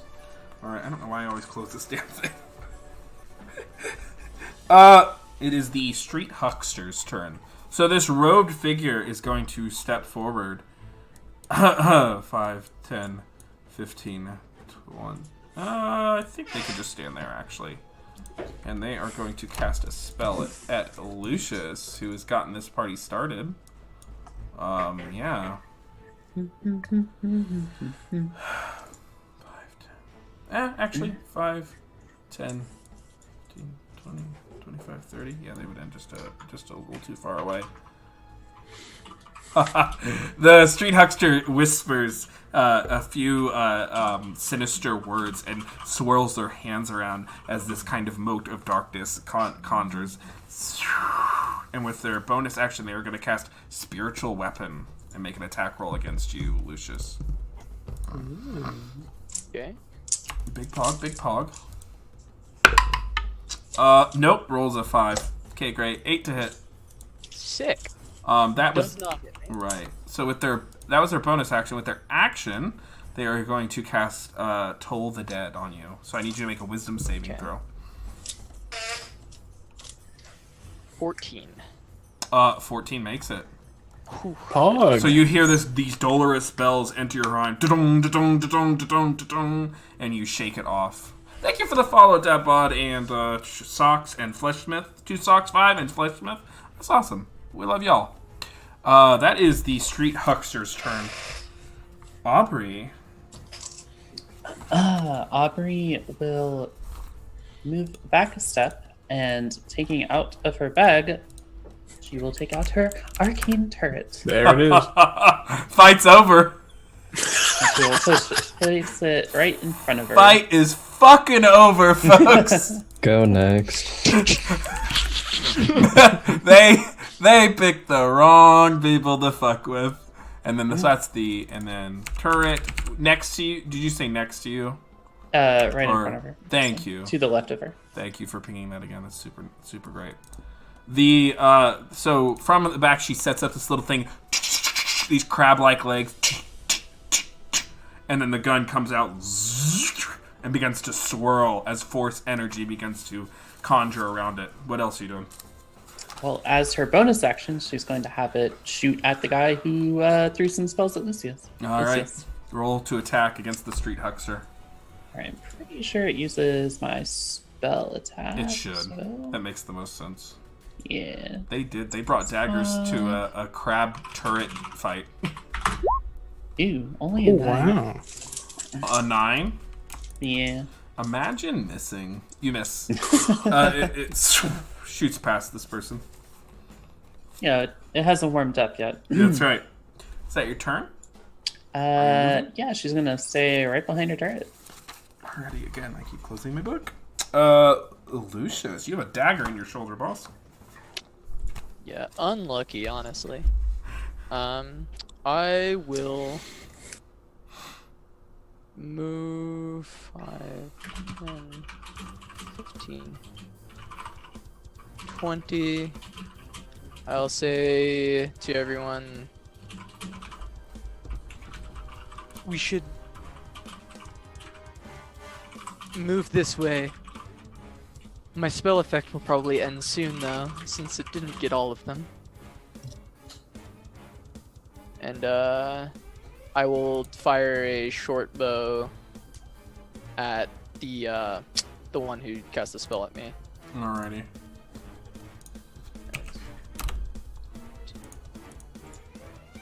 Fire away. Yeah, 10 plus 4, 14. 14 hits. Okay. That is 6 points of piercing damage. 6 points. Okay. Yeah, 6 points of piercing damage. Any of its friends being harmed. Okay, so at this point, that spell, I do believe, will end. The indifference ends if a target is attacked or harmed by a spell, or if it witnesses any of its friends being harmed. Exactly. Alrighty, so 6 points of damage, boss? Yes. Alright, the arrow sticks into the huckster. And then, I guess... No, I'm gonna save these for right now. Okay, that's gonna end my turn. Alrighty. Zane. All right. Zane, kind of miffed at this situation, will turn to this hooded figure in the top left, and Zane's like scales will start to, from under his clothes, start to like glow, and it'll meta magic quicken spell Chaos Bolt. He'll like only use one hand, can like swirl his hand around a little bit and send off a Chaos Bolt to his direction. 15 to hit. That hits. Alright. Pog. Oh yeah, well, I didn't specify, but I wanted to do it second level. Okay. Yeah. I trust your intentions. Okay. For 12 points of... Let me see what kind of damage. Should be irrelevant. Of acid damage. Yeah. Good. There's an asshole in chat, folks. So that chaos bolt whips out as you conjure the sorcerer's energy, and as a bonus action, let loose. It smacks into the huckster, and they look severely damaged. And with his other hand at the same time, like right after he shoots his chaos bolt, Zane will conjure a firebolt in his other hand and send that out back to back. 11 to hit. 11 misses. Alright. Well, that's well, Zane will move kind of up towards Lucius, kind of like staying right behind him. Okay. Four. And then end of turn. Okay. Zane, Lucius, Zent 4. So Zent 4 is gonna go. All the Zent little shitters roll so bad on their initiative. Actually insane. When you think about it. So they are with their. This one is gonna take a step forward, positioning themselves between the monstrous turret and the huckster, and they are going to fire a crossbow bolt at Aubrey. 17 to hit. What was it? 17. Yeah, that hits. You take 5 points of piercing damage from the crossbow. It sticks into you. Oof. Yep. Zent 3's turn is also going to target you. Yeah, 22 to hit. That hits. Take 5 points of piercing damage. You're being pelted down. Yeah. Mhm. You would have partial oh, I don't think it matters, but you would have partial cover from your turret. Yeah, this would still hit. Okay. Yeah, because they were really high. But you do from the westerly direction have cover. So, Alyssa's turn. Let me do a quick. Are you all tracking your HP in the D&D Beyond? Yes, sir. Thanks, folks. Oh, okay. She is going to cast a healing word at Aubrey. With their bonus action, you are going to heal for 5 hit points. Huh. And with her action, she is going to cast a spell. It is going to be a cantrip. So she is going to she is going to, with her action, cast. You just see her put up a hand, and she's going to cast a create bonfire, and there's a of fire. She can occupy a 5-foot square with it. She'll just do. Is that 4? He has to make a dexterity saving throw. He makes it. So there's a burst of fire underneath him, and he steps out of it. For where? For where? What? Yeah, where's this fire? Under Is it Zent 4 in the west, to the west. So it's like around here. It's still okay, and it's Yeah. still there, right? Yeah. Okay. Yep. That's Alyssa's turn. All the Zents are at the bottom. Zent 1 is going to put a light crossbow and going to target. One of them is going to target you, Kaiser. Disadvantage? Nope. 8. Yeah, natural 1 actually. Zent 2, seeing that, is going to target Lucius. No, 9. Flies right past you.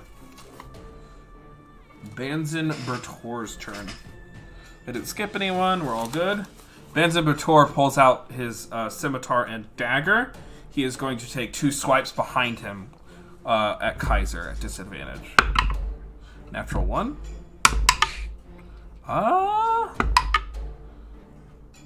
Seven. So 17 on a 12 plus 1 second. So I believe that is a. Just want to check real quick. 17 to hit you.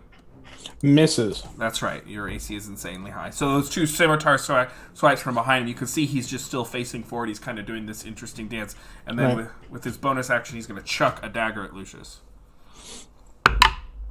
Aha! Natural 1. That's my 4th natural 1. Nice. Doing great. Doing great When here. he misses me, I'm going to use my my Battlemaster repertoire so I can hit him when he misses me. Yeah.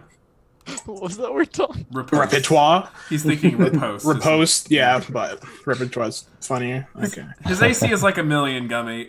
His AC, he's unhittable, and Aubrey can murder cities with a flick of a wrist. It's fine. It's fine. That's just true. Yeah. Yeah. Okay. So I'm at disadvantage. Yeah. DPR Okay. is insane, actually. I think that still hits. Yeah, that hits, boss. Let me double check Okay. something, but yeah, that hits. Oh yeah, that hits. Okay, so then it'd be Yeah, fuck. 2d8 just Marshall style. Where the heck are my d8s? Sorry. It's okay. You're only disappointing me and your ancestors. It's fine. Mm-hmm. That's true. 14 damage total. 14 damage. Shit. You slice into him. All right. Oh, some clever fighting. Oh, I gotta mark that off. That was Banzin Bator's turn. Kaiser, it's your turn. All right, I will attempt to. Okay, I will just roll to attack first before I say anything else. I'm learning. That's right. Okay, I'll just roll on roll 20 because it's easier to use advantage. Okay, 11 and 18. 11 will miss. All right.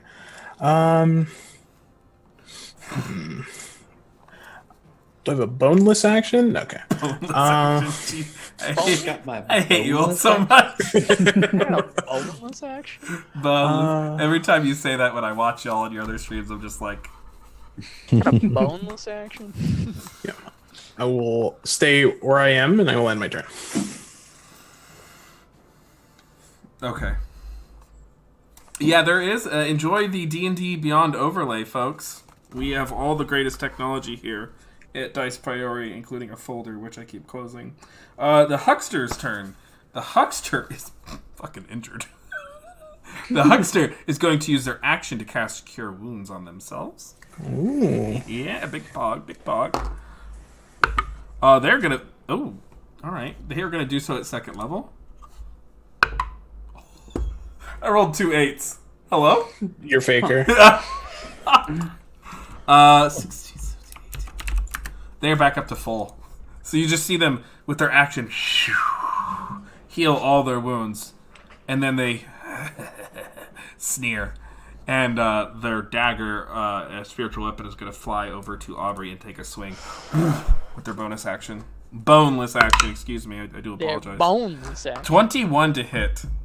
That hits. Yeah, 1d8 plus 2. You take 3 points of damage. It sticks into you. Force damage. Owie.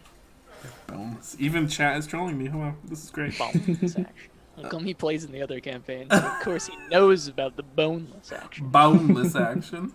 Bone. And even my own member of Dice Priority is trolling me. This is great. You sons of bitches. Aubrey, your turn. Aubrey will look over her turret at the spellcaster guy and have her turret pew pew at him. All right.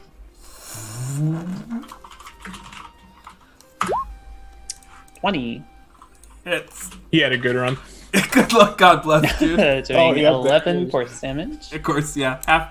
He's bloodied again. It's fine.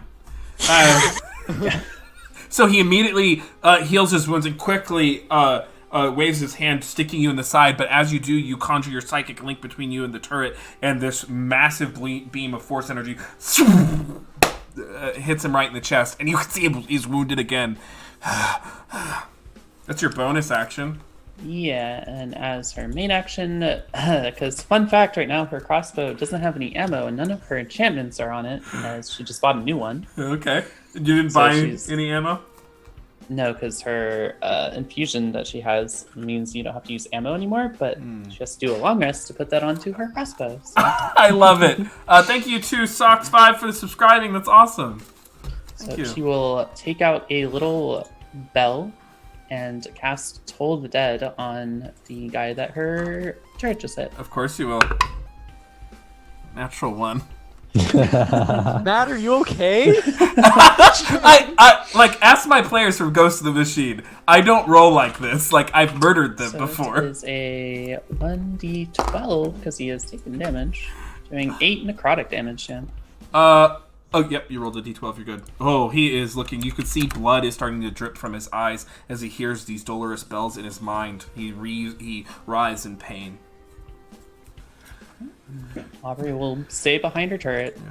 Maybe the dice are rewarding you all for playing morally good characters. Some of us. Yeah, some of you. Some are ambiguous. Someone has the drugs on their person that the Zentarum are looking for and didn't volunteer that information Yeah. to protect his friends. He said what drugs? Okay, guys. He said, "Who said that?" He said, "What drugs?" It's just a brick. Just, What are you talking about? Yep. It's not enough drugs anyway. You know. For 500. Anyway, Lucius, it's your turn. Okay. I guess for my free action, I'll just turn to Zane. It's like, do you want to run or kill them all? I have a sort of plan. Perhaps it will help, but I am not opposed to at least what's the word? Disarming them, or perhaps making it so that when the guards will come, they can be arrested. All right. I will target the bonfire with a certain spell, and I'm gonna look over at the bonfire, and I'm gonna go, baby, you're a firework.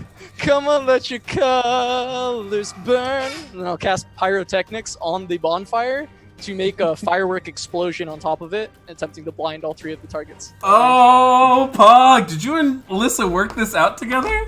We did not. I didn't know she had it. I didn't know she had it either. Con saves, is it? Con saves, yeah. Huckster fails. 4 on the die. Zent fails. 6 on the die. Zent 3 makes it with a 15 on the die.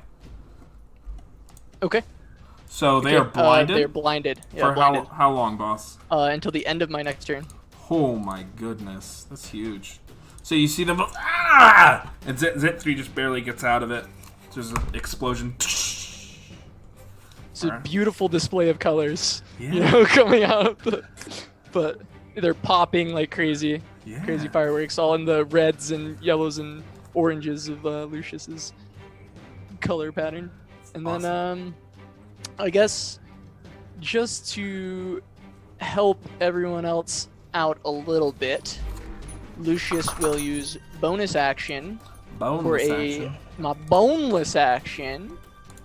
I've accidentally pressed. Okay, there we go. For a mantle of inspiration, and I can do 4 creatures I can see. So I'll do myself, Alyssa, Aubrey, and Zane. And I'm going to look to Alyssa first, but as I do this, my kind of devilish form starts to curl out and appear, and he'll start with, Oh, she's sweet but a psycho, a little bit psycho. At night she's screaming, I'm on my mind. Oh, she's young but a psycho, so left but she's right though. At night she's screaming, I'm on my mind. She'll place a curse or healing blessings. She'll rip your shirt with vine whip lashes. You'll be coming back when she bats her lashes, inflicting pain. She just can't help it. Oh. Oh. Perfect. So yeah, y'all get the 5 temp and may use your reaction to move half your speed. Yeah.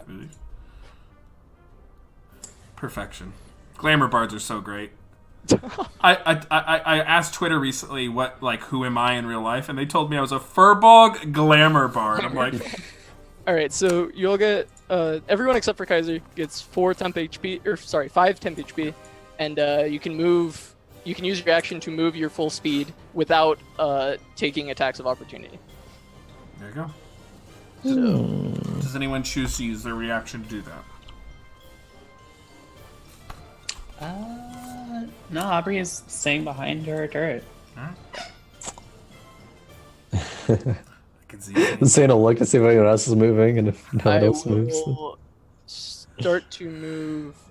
I think I'll move past Kaiser to start helping with this side. Actually, no, I'm gonna get cover from this side. Just move. If no one else is moving, if Alyssa and them aren't moving out that way. Understood, Areno. Zane, your turn. Alright. Yeah, Zane will not use his reaction, but what Zane will do is he'll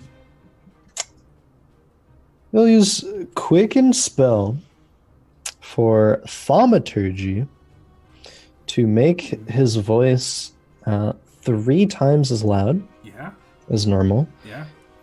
And then Zane will then yell, "Gods, these criminals are attacking us. Help us detain and arrest them." And then, kind of give a general location as to where they are, but hopefully the booming voice will do a lot of that. Go ahead and roll persuasion. Sure. 24. Okay. Let me Nice, see how quick they're gonna get there. Okay. All right.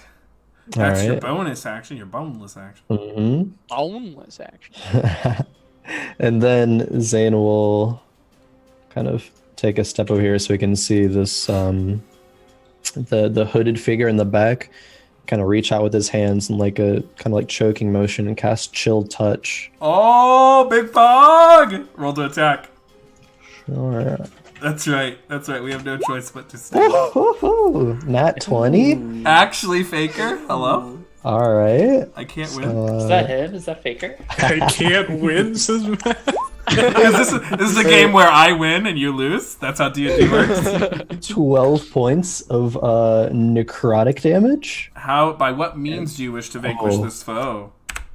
So when Zane makes this choking motion, motion with his hand out from his hand, kind of extends this ghostly sort of spectral hand that shoots towards him, and it just basically goes to choke the life force out of him, So and kind of rots at his neck as he falls over eventually and dies. so you see, Expires. you see this claw just reach out to grab his neck, and it just rots and cuts through and creates a necrotic chunk of flesh that the claw, he just picks it out and drops it on the street as this street huckster, this dark cleric, drops dead and bleeds out. All right, that will be Zane's turn. What a turn it was! Zent 4 is blind. He's rubbing his eyes. He's rubbing his eyes, and you see he's dropped his crossbow. He's completely taken aback, and he's gonna wander forward. 5, 10, 15. This thing's gone. 20, 25. And he's going to just take a wild swing at Aubrey with a scimitar. Disadvantage? 8. Yeah, misses. Because would have hit if he wasn't blind. The other I love that spell. It's so hard to use though. I love it though. I think in this party you're going to have some good opportunities. Yeah. Zent 3 is going to continue firing with her crossbow. 19 to hit you, Aubrey. That hits. Okay. You're going to take 5 points of damage because Zent 3 is not blind. Goodbye, temp HP. Yeah. So Zent 1 and Zent 2 are going to close the gap here. They're just going to move in. You can see they're trying to block off the alleyway best that they can. And they are going to fire... Well, Zent 1's going to still fire at you. Kaiser, do you still have the dodge action going or no? No, I do not. That's No. 21 to hit. Oh, yeah, that hits. You take 5 points of Oh, piercing yeah. damage. Wow. Actually hit. Yeah, look at the big... And so Zent 2, inspired by that, is going Ooh. to also attack you. 10. Unfortunate. He can do it. I can do it. Yeah. I can do it too. Oh, Alyssa should have went in the middle of those folks. That's okay. Alyssa's just gonna eye you all up to see how y'all doing. By that, I mean I'm gonna look at the D&D Beyond overlay. I appreciate your laughter. I live for it, folks. She's going to use her bonus action to cast Balm of the Summer Court, healing you for 3 hit points, Aubrey, and giving you 1 temporary hit point. Ooh. With her action... We have an absurd amount of healing. I just realized. Yep. Yeah, this party is OP. It's OP. It's fine. It's fine. With their action, no good opportunities actually. She wants to keep that going. She's just gonna thorn whip this Zent that's in front of her. Oh, that's a Thorn with D12. lashes. Yep. Oh yeah, she hits. 18 on the die. 1d6 piercing. 1 point of damage. Doing great. Alrighty, that's Alyssa's turn. That's the Zentarum. I believe that finishes that round. That is 1 round gone before the guards arrive. Bands in for Tor's turn. Top of the round. Y'all are everything they... Oh, wait, that wasn't his voice. He's gonna say, y'all are everything they said you were and more. He's like, I'm afraid it's time to... He's like, I'm afraid the games are over.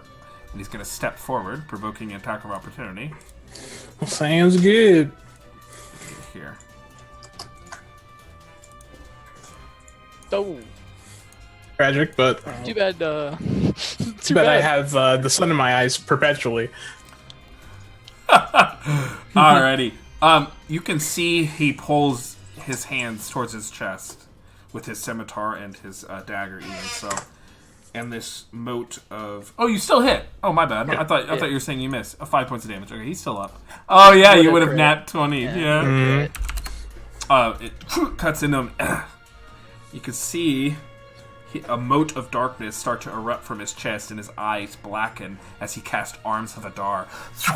Black tentacles shoot out, and I need you all to make strength saving throws. Pog. I'm really good at strength saving throws, so Yikes. should be totally fine. Yeah, you're Oh, yeah, super good at same. those, actually. 9.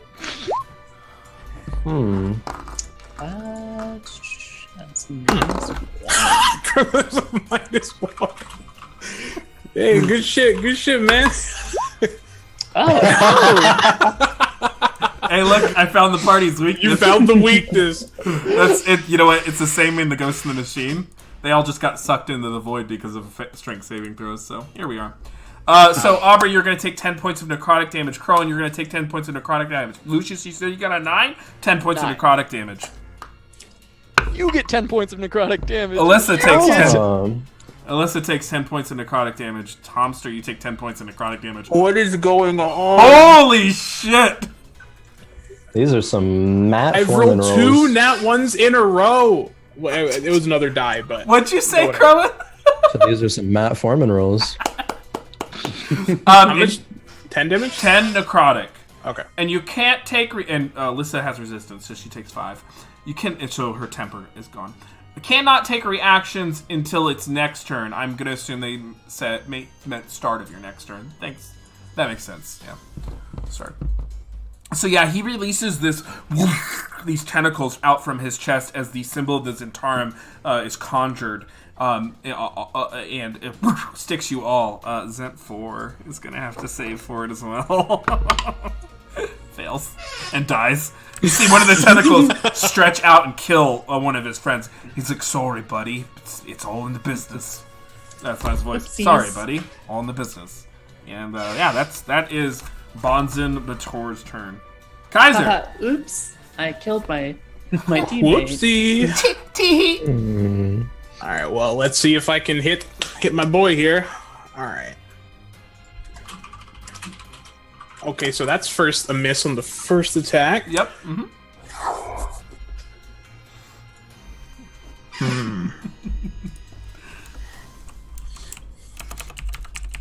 I'll use action surge for another attack. Pog. Ooh.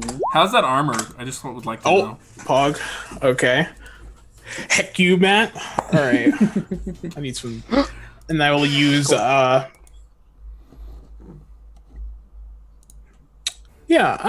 No, I won't use menacing. I'll use the other one, which is maneuvering attack. Oh. So, 2d8 plus 4. So he takes 14 damage. Oh. Oh shit! Jeez. And you move him?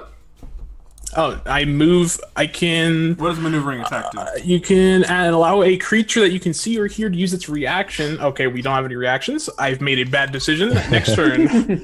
Wow. Actually, I second wind. Can someone clip that, please? The marvelousness of that. The tactical master. Yeah, the Tactical BS.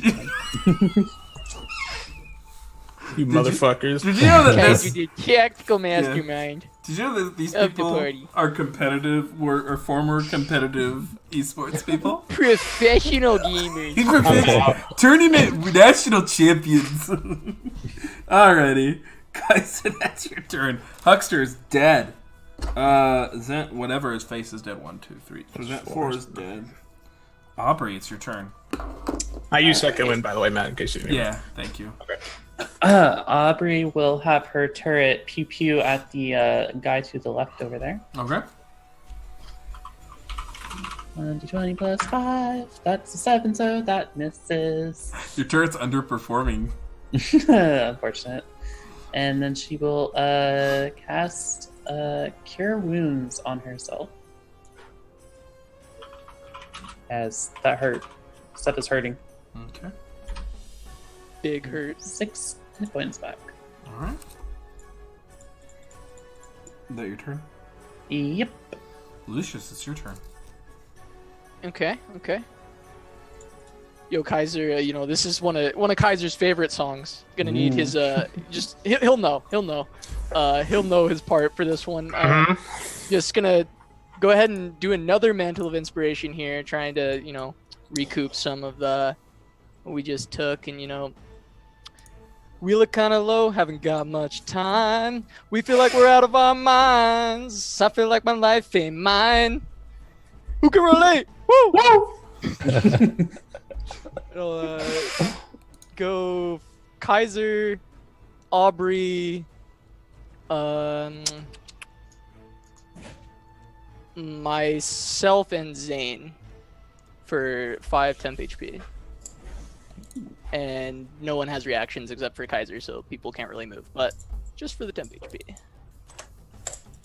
And if someone does have their reaction, they can use it if they would like to. And then I will use. No one has a reaction. I think. Kaiser got his. Oh no, back. Kaiser Or- used his attack of opportunity, didn't he? So he doesn't. Or no, he's had the a- arms of Adar took people's away. Yeah. Aubrey would get it because she's had her turn since then. Right. Yeah. Okay. Aubrey's chilling. And then. I will take a. Actually. I will try and cast a old person on big boy in front of me. Okay, he needs to make a wisdom saving throw. I'm gonna move here with my 30 movement. Okay. He is proficient. Wait, I think I misunderstood. Never mind, I don't have that. I'm here. I think I misunderstood how it works. I'm Okay. good. What? you can use your reaction to move your full movement Yeah. Yeah, without but provoking opportunity attacks. I don't, because What's the question? Yeah. but- so okay, so I can't use my reaction this turn, right? You can, because he did his Arm of Vidar before you. So you Right. you didn't have your reaction, but then your turn came, so you're good. Yeah. Yeah, you have your reaction. Oh, okay. Yeah. Full Okay, level. okay, sorry. I misunderstood. Okay. Okay. Wisdom I'll saving attempt throw. that person. It's a 7. So he is paralyzed. Wow. Okay then. Alright, that's a concentration spell. Yes, it is. So you see him lock up as the tentacles retreat into his body. And he doesn't look hot.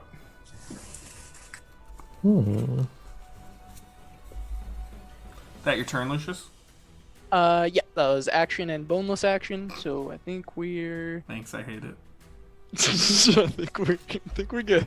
Zane, you see this, nefarious bandit, Zentarum operative, seize up before you. You can see his forces are waning, and you can hear some noises, a call in the background. Okay. Zane will turn towards this paralyzed bandito and start forming a chaos bolt. Okay. Throwing it at him. Second level. You have advantage. Yeah. 14. 17. So Hits. 23. It's Alright, cool.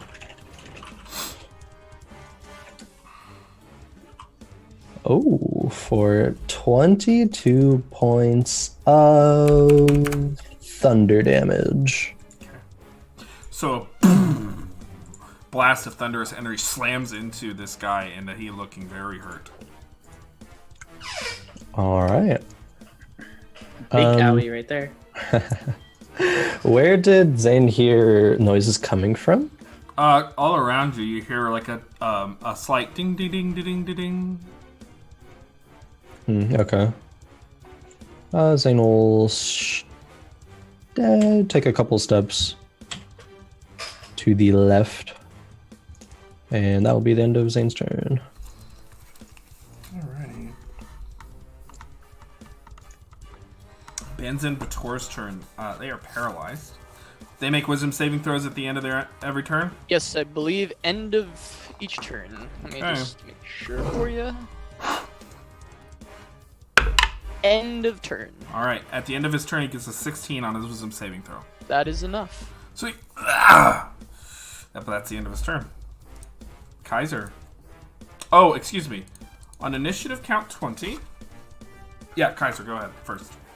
Okay. I will kind of like running up to that guy somewhere in the middle of that round, and I'll just be like, I don't think you guys want to be around here anymore. And I'll just take dodge action, kind of stand there, strike a pose. Okay. On initiative count 20, you hear this. Oh.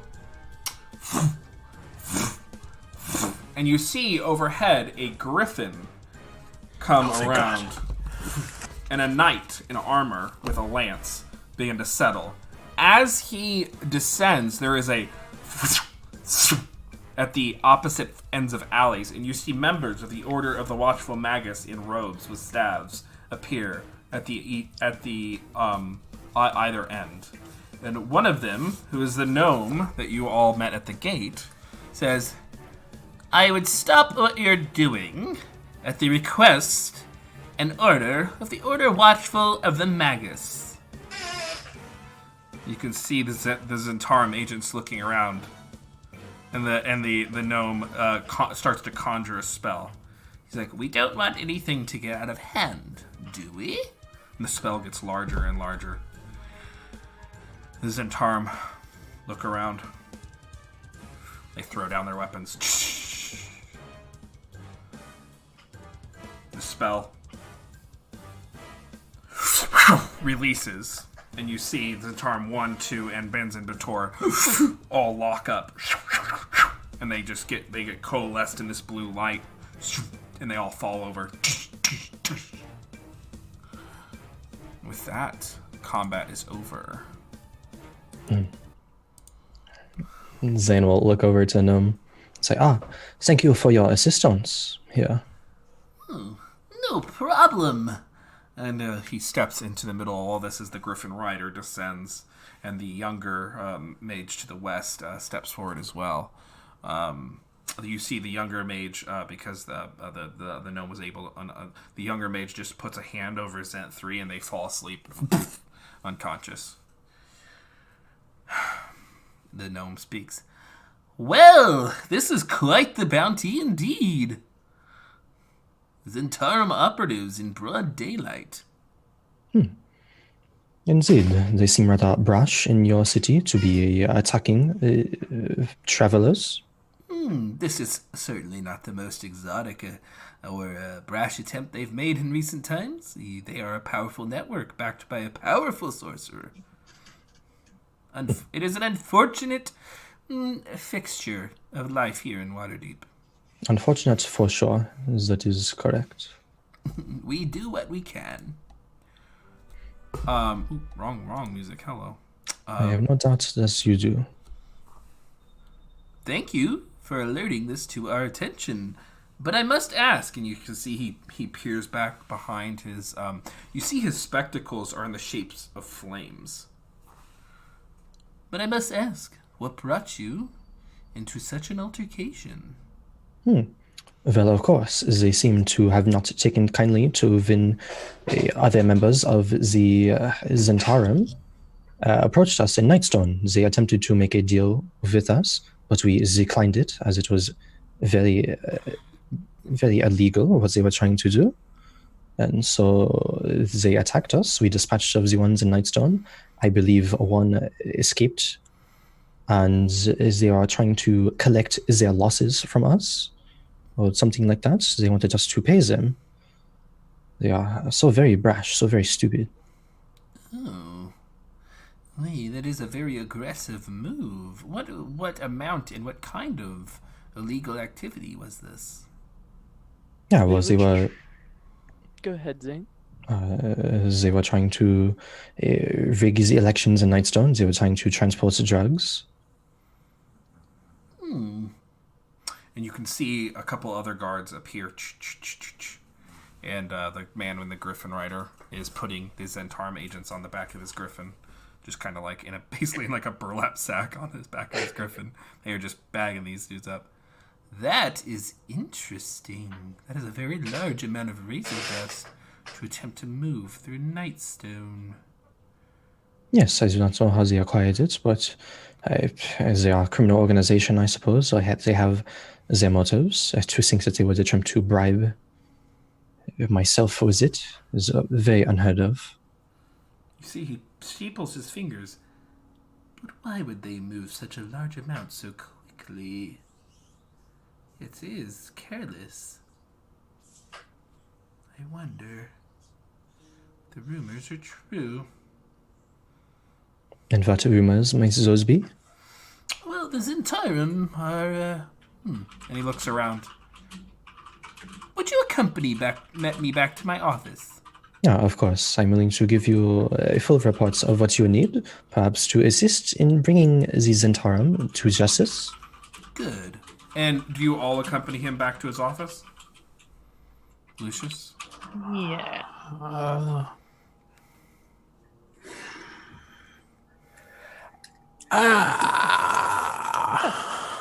Okay. Yeah. Lucius, you accompany him back to the offices of the Order Watchful of the Magus. Absolutely. Yeah. And you have the brick on you? Yeah, it's in the bag of holding. Ah, it's in the bag of holding. All right, then. Aubrey will also go with. She'll take the moment to kind of dismantle her turret and put it away. All right. As you approach this kind of tower, this mage tower, you can see as each person enters, there's this kind of shimmer. Common standard security measures, if you forgive the intrusion. and he bids you all in. As Zane walks in, he kind of looks down at his robes as a couple of the lining threads are still hanging off, and he kind of sighs. You step through. Who else goes through? Yeah, Zane goes through. Okay. I will follow. Okay. Aubrey Step through. follows. Lucius, you step through the blue shimmer. Zzz. Without incident. It's in another dimension. Can't be detected. I love you gnome steps behind his desk. I'm just going to talk like this the rest of my life. And settles. He has a beautiful red wood, a deep desk, which has these kind of fiery flames. You can see he has several emblazoned kind of accoutrement all throughout his office. Well, allow me to introduce myself. I am Narfugel Brightmane, senior researcher and guardsman of the Watchful Order of the Magus. It is interesting to me, and he sits back, and you can see this with his kind of pritchety little pritchety beard and black beady eyes. He has trimmed it very neatly. He has all these kind of foodstuffs, and he has stains on his robes. And he got a little belly too, where he rests his hands, and he kind of kicks up his tiny little feet. He steeples his hands. I have heard a rumor of the Zentarum recently. They have been moving a large amount of supplies through the savage frontier because their warehouses have been sabotaged and under attack. Under attack.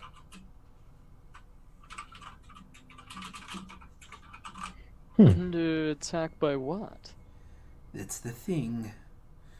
It would appear that you see, these storehouses are stored in the various parts of the wilderness, old ruins and places that people don't journey to anymore. But these warehouses have been destroyed by giants.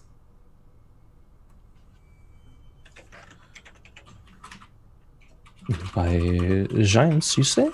Yes. That is quite concerning. We heard something about giants near Nightstone not too long ago. In fact, they stole the Nightstone. Yes, indeed. If you hadn't heard, the giants came, I believe they said cloud giants came overhead, Yes, Cloud Giants. and they were dropping rocks on the city and took the Nightstone. It was in disarray, goblins swooped in, and that's what we were there dealing with when the Zentarum showed up. Ooh. As I understand it, there was a missive sent to Waterdeep on behalf of the Lady of the Keep there, but it was intercepted. Only recently Yes. heard of this difficult tale. We figured as much when the Zentarum were the ones who showed up instead of those from Waterdeep. Yes. Yes, the giants seem to be actively reclaiming old sites of their fallen empire, Ostoria, as you may have heard of it, and are moving and acting very aggressively. As it would so happen, the Zentarum have been using these different sites as storehouses for their product, and are being disrupted. Which is why they're moving such large amounts of product to new locations.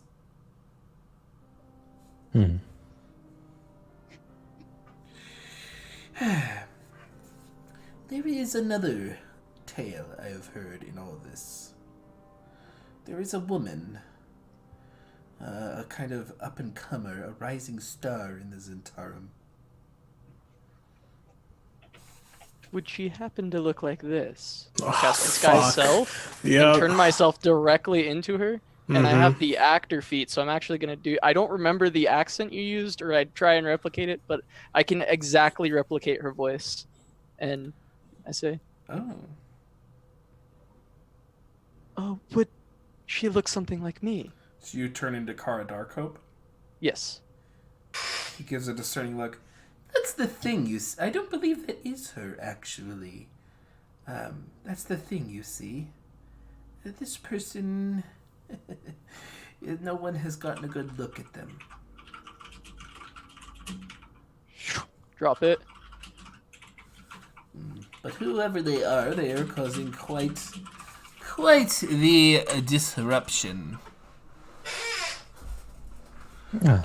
Speaking of such, with all these disruptions, I forgot to introduce myself. My name is Zane Korakai of Miraba. Oh, a Korakai in all the way down here.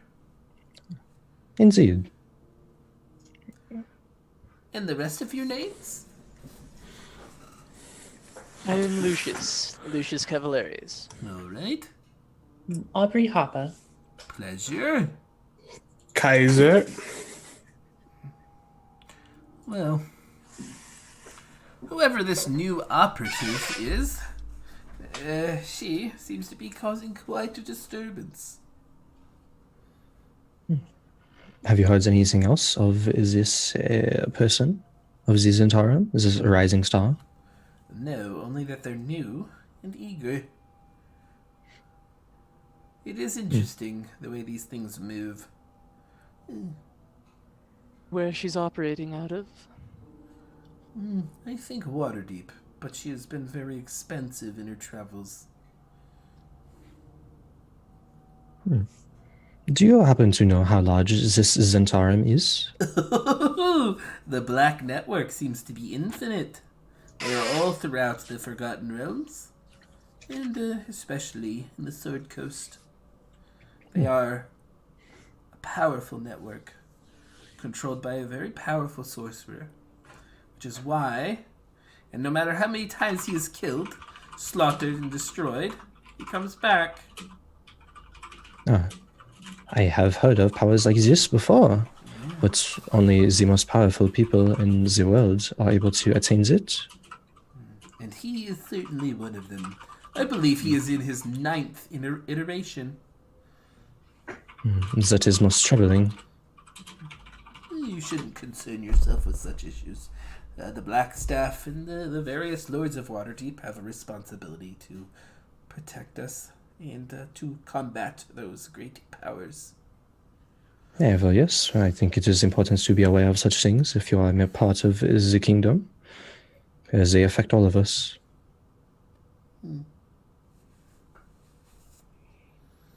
So, whoever this rising star is, and I believe the nickname for her lately has been Copperhead, although I don't know what she calls herself. They seem to be behind some of this action, the approach in Nightstone, and the operations thereafter.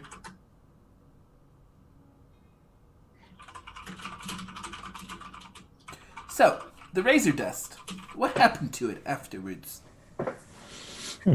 I believe they dumped it. I don't know how they got rid of it, but I believe the Nightstone officials and, security got rid of it somehow. Yes, I assume they cleaned up the area. I think I had vacated before they came. We had other matters leading with Lazy Fury there, who is now the ruler of Nightstone. We're not there when they searched the woman's house. The Dark Hope. Yes. The one I showed you. So you say they disposed of it. To them, they told us, yeah. Do any of you have any knowledge of this disposal process? It's very difficult to dispose of razor dust. Yeah, I don't think they explicitly told us. I do not. I don't even remember Gavin personally. mentioned that they were trying to potentially bury it. He looks at you, Lucius. Interesting. And none of you have any razor dust on you, correct? You didn't abscond with any as a sample, a curiosity, perhaps? Of course not. This is very illegal. I would never partake. I looked through my bag just in case. It's alright. It's perfectly natural to be curious. I have nothing. Do you happen to know D-Curse? He looks at you. He says, He has happened to purchase some cursed armor recently. Yeah. Caused us quite a bit of trouble in that last fight. you see him sit up. He says, "Are you attempting to change the subject?" You can search me all throughout. I just was wondering if you had decoders because I can't get this armor off me. You see, he's sit up now. He says, "I've been at this job for a very long time." And his eyes narrow. He's like, he points to Aubrey. He says, "You didn't. I don't believe I heard you answer the question. Do you have any razor dust on you?" Not right now, no. He looks at Lucius. Oh, of course not. Roll deception. Begin the roll. Natural 20, All right, 4. So which is a total of 26. okay. I have to ask. It's part of my job. I do know that. I do know that spell. Oh, if you don't mind. Very strange request. You purchased cursed armor? So, see, I didn't read between the lines of the contract, Ooh. You just see some Aubrey just roll her eyes. miscommunication. It's just, if you could, please. All right. This is kind of strange. And he just points out where he has a finger. He touches your armor, and it falls off. Pog. Okay. Thank you very much. You're welcome. Well, thank you for bringing this to my attention. Thank you, now that I hear your voice, Mr. Zane of House Korakai. I appreciate you using your magics to call out to the guard. Of course. In these things, to see these criminals, justice be brought unto them. Oh, yes. They are... There's no place for that. No, not in this city. Well, I'm glad I have all met you all. I shall send word if I have any other further questions or requests. I can reach across great distances, so it should be easy to keep in touch. Let us know if you find out more about this Rising Zentrum agent. They've been a big problem for us recently, so any information on them can be quite helpful. Copperhead. She is slippery. Of course. And if we come across any information, I will be sure to relay that to you as well. Yes. Narfugel Brightmane, Watchful Order of the Magus. At your service.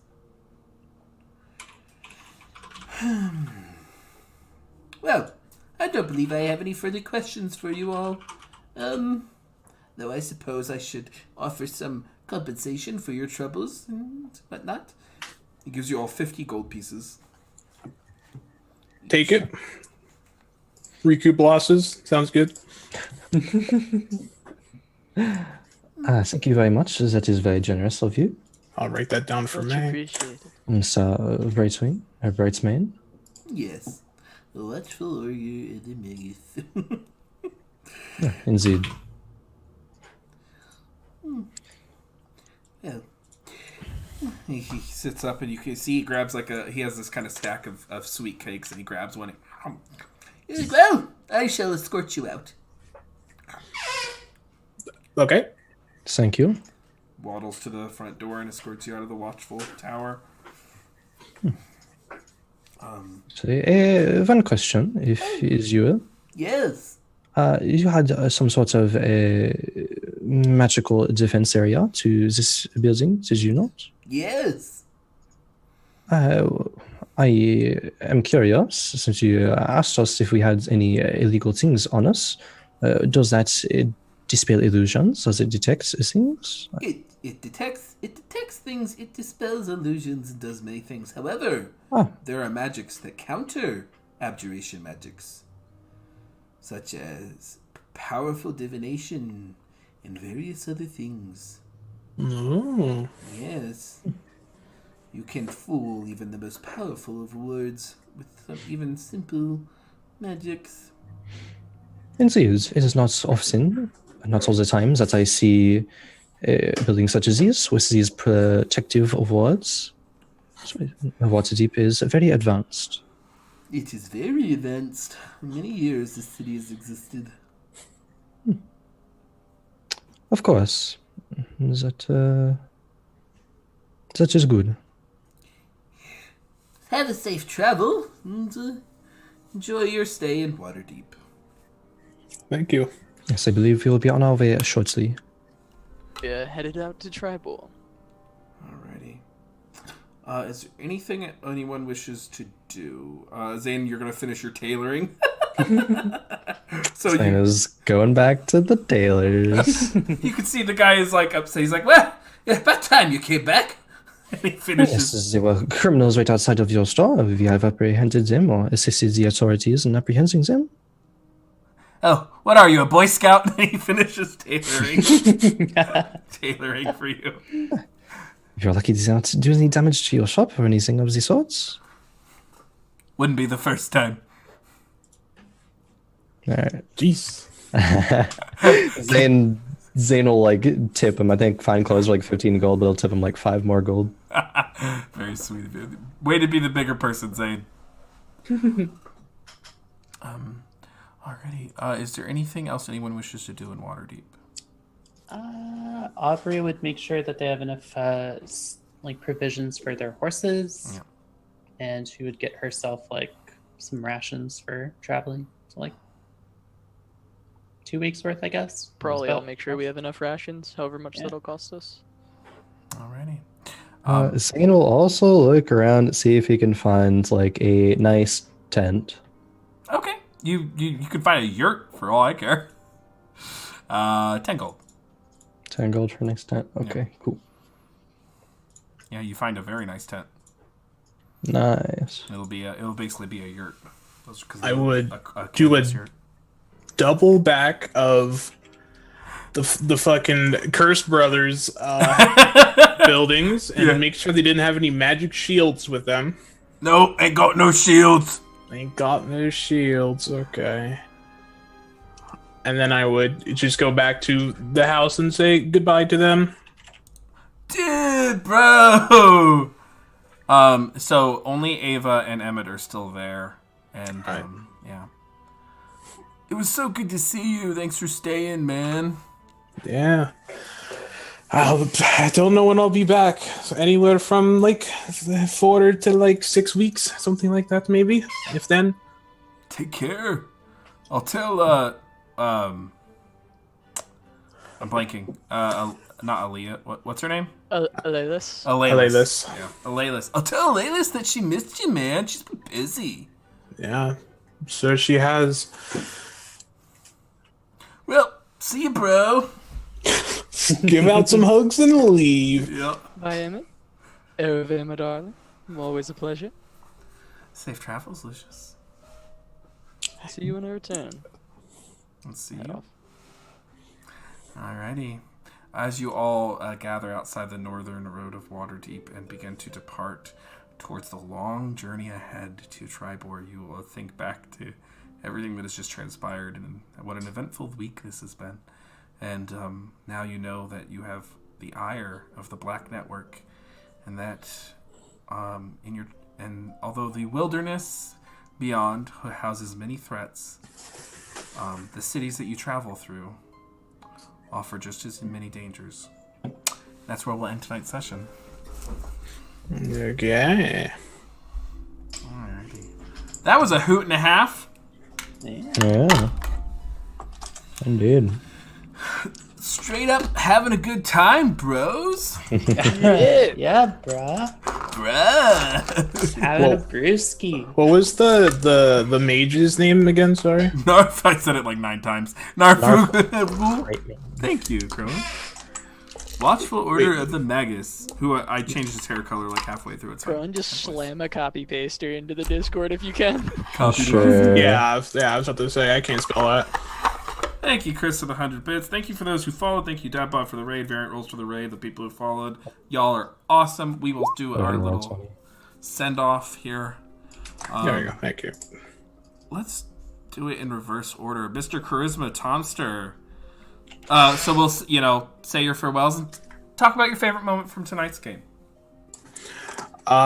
Favorite moment would be going to the house party at my house and meeting Chadman Emmett. It's definitely the best part, 100%. Yeah. Name is Tom, known as Tomster. I stream on Twitch/Crowan. I have my own stream, but I don't stream there. Correct. You're always just on Crow. Yeah. Mm-hmm. And yeah, I just blind myself every fight, so that'll be fun. Good choice. Making good choices, man. Mm-hmm. Casanova, tell them who you are. Tell them if you have anything exciting coming up, and talk about your favorite moment. Hello, I'm Casanova. You can find me on Twitch and Twitter at Casanova Hots.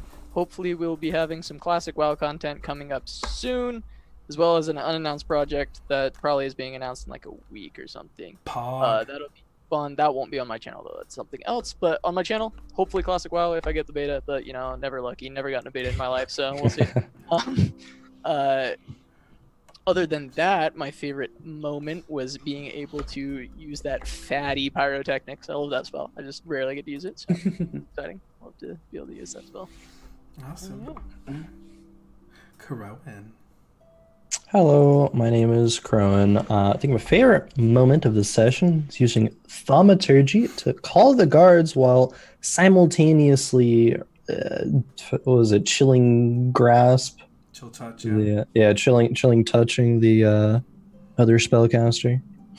That was pretty dope. You can find me on Twitter at Crowan, Khroen, and on Twitch. I've been streaming pretty much every day, for like almost a couple weeks. Stream mostly HOTS, but you know, as Casanova said, soon to be classic World of Warcraft. Hopefully, when we get beta access, I play in a bunch of other D&D campaigns throughout the week. I will retweet them and post on my Discord as well. Yeah. Thank you very much. Do you have your own Discord?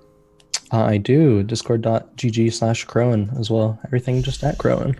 Khroen. Pog. I'm about to be all up in it. Faye.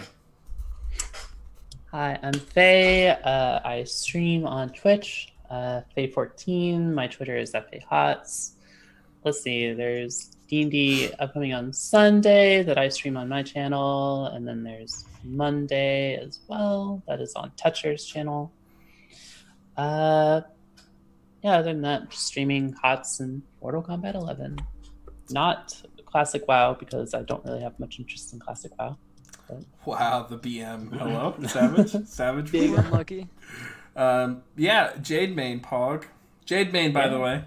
Yeah, Jade Main, which is really fun. That's awesome. So let's see. Favorite moment was probably knowing how upset Aubrey was just watching the whole interaction with Kaisar and the fucking armor guy, and how much she just disliked that whole thing happening. She knew it was a bad deal. But he's gonna do what he wants to do. Tactical genius. Tactical genius. This is That's my guy, Kaiser. There, tactical genius. I was gonna say earlier that because y'all are former pros and stuff, that this is not cooperative D&D. This is competitive D&D, because I know how much y'all like the competitive spirit. I'm selling all of my armor, and I'm casting spells for the rest of the campaign. Good luck, guys. The Zentarm is farming in the bot lane. Alrighty, I am Matthew Foreman. You can find me at Matthew W. Foreman on Twitter, because all the other good iterations of Matt Foreman as a handle were taken on Twitter, so I live in an eternal state of pain with 2 W's. And I am the Dungeon Master of this show. I'm the Dungeon Master of Ghost of the Machine, and I play Johnny the Magical Sex Worker on Dragonizers, all on this channel. I host a design show called Mats in the Machine tomorrow at 6:30 p.m., where we will be designing, either finishing up Void Magic or beginning to design a new module, or I might design some queer shit. We'll just see. Yeah, so I had a great time. I will say that my favorite moment from tonight, this is a good one. I think, I really liked the thaumaturgy. That was really cool, because that took this narrative in a very interesting direction and got some reveals sooner. That was pretty pog. There was a lot of pog moments. I also love trolling the shit out of my players as Emmett and as the cursed shopkeeper. That makes me really happy. I love trolling my players. It's the worst. Bro, I straight up had a good time tonight. So, catch Stormkick's Thunder next week, Friday at 9:30 p.m. Central. If you enjoyed tonight's stream, follow and consider subscribing with Twitch Prime, bro. It's free. And you can subscribe with your own money for just $4.99 a month and help us produce more great content and more Emmets. See you next week, bros.